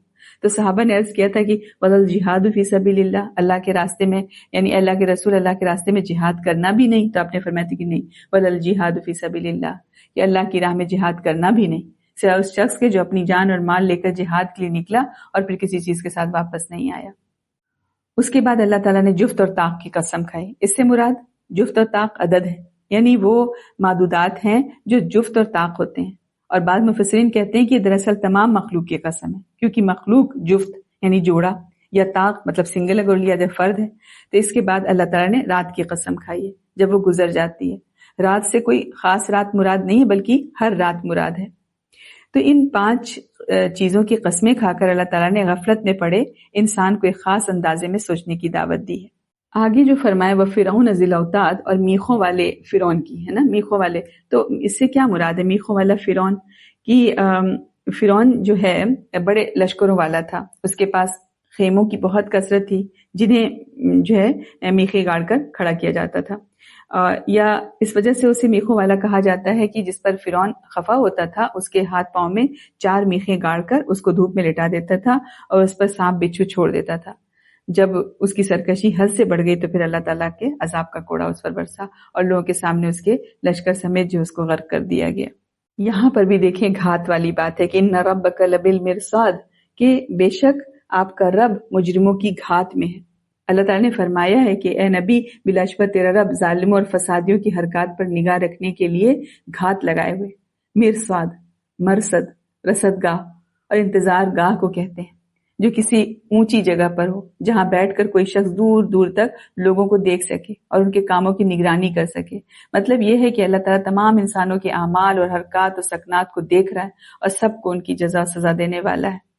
تو ان آیات کا پیغام یہی ہے کہ عقل مند ہی اللہ تعالیٰ کے کلام اور اس کی مراد کو سمجھ سکتے ہیں۔ سرکش قوموں جیسے عاد، سمود اور فرعون کو اللہ تعالیٰ نے ان کی سرکشی کے باعث جو ہے تباہ کر دیا تھا، اور اللہ تعالیٰ گھات میں ہے اور اپنے بندوں کے اعمال کی نگرانی کر رہا ہے۔ مال و دولت کی فراوانی یا تنگ دستی اور مفلسی اللہ تعالیٰ کے قبولیت اور عدم قبولیت کا معیار نہیں ہے، بلکہ تقوی، طہارت اور اللہ تعالیٰ کے احکام کی بجاوری اور اطاعت ہی اللہ تعالیٰ کی قبولیت کا معیار ہے۔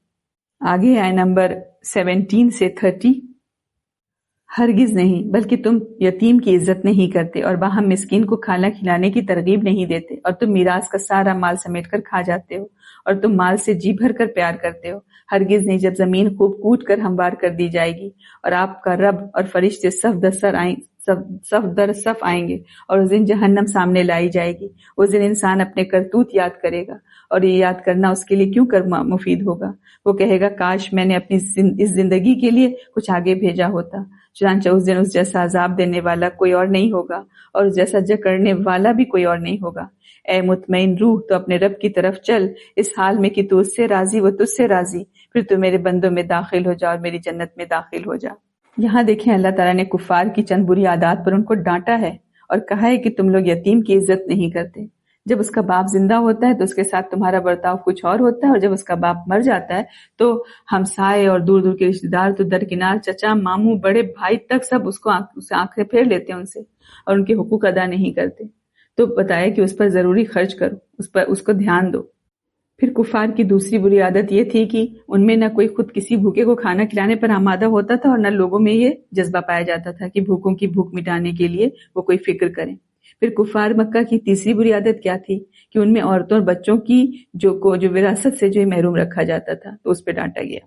پھر ان کی چوتھی خصلت کیا تھی کہ ان میں مال کی محبت اس قدر بڑھی ہوئی تھی کہ جائز اور ناجائز، حلال اور حرام کی کوئی فکر ہی نہیں تھی انہیں۔ تو جس طریقے سے بھی مال حاصل کیا جا سکتا تھا ان کے یہاں، اسے وہ حاصل کر لیتے تھے، اس میں کوئی ڈر اور خوف اور جھجک ان کو محسوس نہیں ہوتی تھی، تو اس پہ ان کو ڈانٹا گیا۔ تو یہ بتایا گیا کہ تمہاری بری خصلتوں کا جو ہے ایسا نہیں ہو سکتا کہ ان بری عادتوں کی وجہ سے تم کو کوئی باز پرس نہیں ہوگی، تمہیں باز پرس ہوگی۔ آیت نمبر 24 میں ہے کہ کیا کافر کہیں گے یقول یا لیتنی قدمت لی حیاتی، کہ وہ کہے گا کہ کاش میں نے اپنی زندگی کے لیے کچھ آگے بھیجا ہوتا، یعنی قیامت کے ہولناک مناظر دیکھ کر وہ اپنی کرتوتوں کو یاد کرے گا، اور وہ دنیا میں جو کچھ کر کے آیا اس پر اس کو ندامت اور شرمندگی ہوگی۔ آگے کیا ہے، یا ایتھا النفس المطمئنہ ارجعی الی ربک راضیۃ مرضیہ فادخلی فی عبادی وادخلی جنتی، کہ دنیا میں جس شخص نے کسی شک و شبہ کے بغیر پورے اطمینان اور دل کی گہرائی سے اللہ تعالیٰ کو اپنا رب اور نبی اکرم صلی اللہ علیہ وسلم کے لائحہ دین کو اپنا دین مانا تھا، اور جو حکم اور عقیدہ بھی اللہ اس کے رسول سے ملا اسے سراسر حق مانا، جس چیز سے بھی اللہ کے دین نے منع کیا اسے حقیقی طور پر بری سمجھ لیا کہ نہیں، اب تو اس کو میں سوچ بھی نہیں سکتا، جن مشکلات و مصائب سے اس کو سامنا تھا انہیں پورے دلی سکون کے ساتھ برداشت کیا، اور دنیا داروں کی جو بے دینی اور مال و دولت کی جو حرص اور لالچ کو دیکھ کر اسے کچھ وہ نہیں ہوا، احساس نہیں ہوا کہ میں تو محروم ہوں اس سے، اس کے دل میں کبھی لالچ نہیں آئی، کبھی حسرت نہیں آئی۔ تو ایسے خوش بخت انسان کو موت کے وقت یا قیامت کے دن کیا کہا جائے گا؟ اے مطمئن روح، تو اپنے رب کی طرف چل، اس حال میں کہ تو اس سے راضی اور وہ تجھ سے راضی۔ مطلب یہ ہے کہ بندہ اپنے اللہ کے احکام پر راضی تو اللہ بھی اس سے راضی۔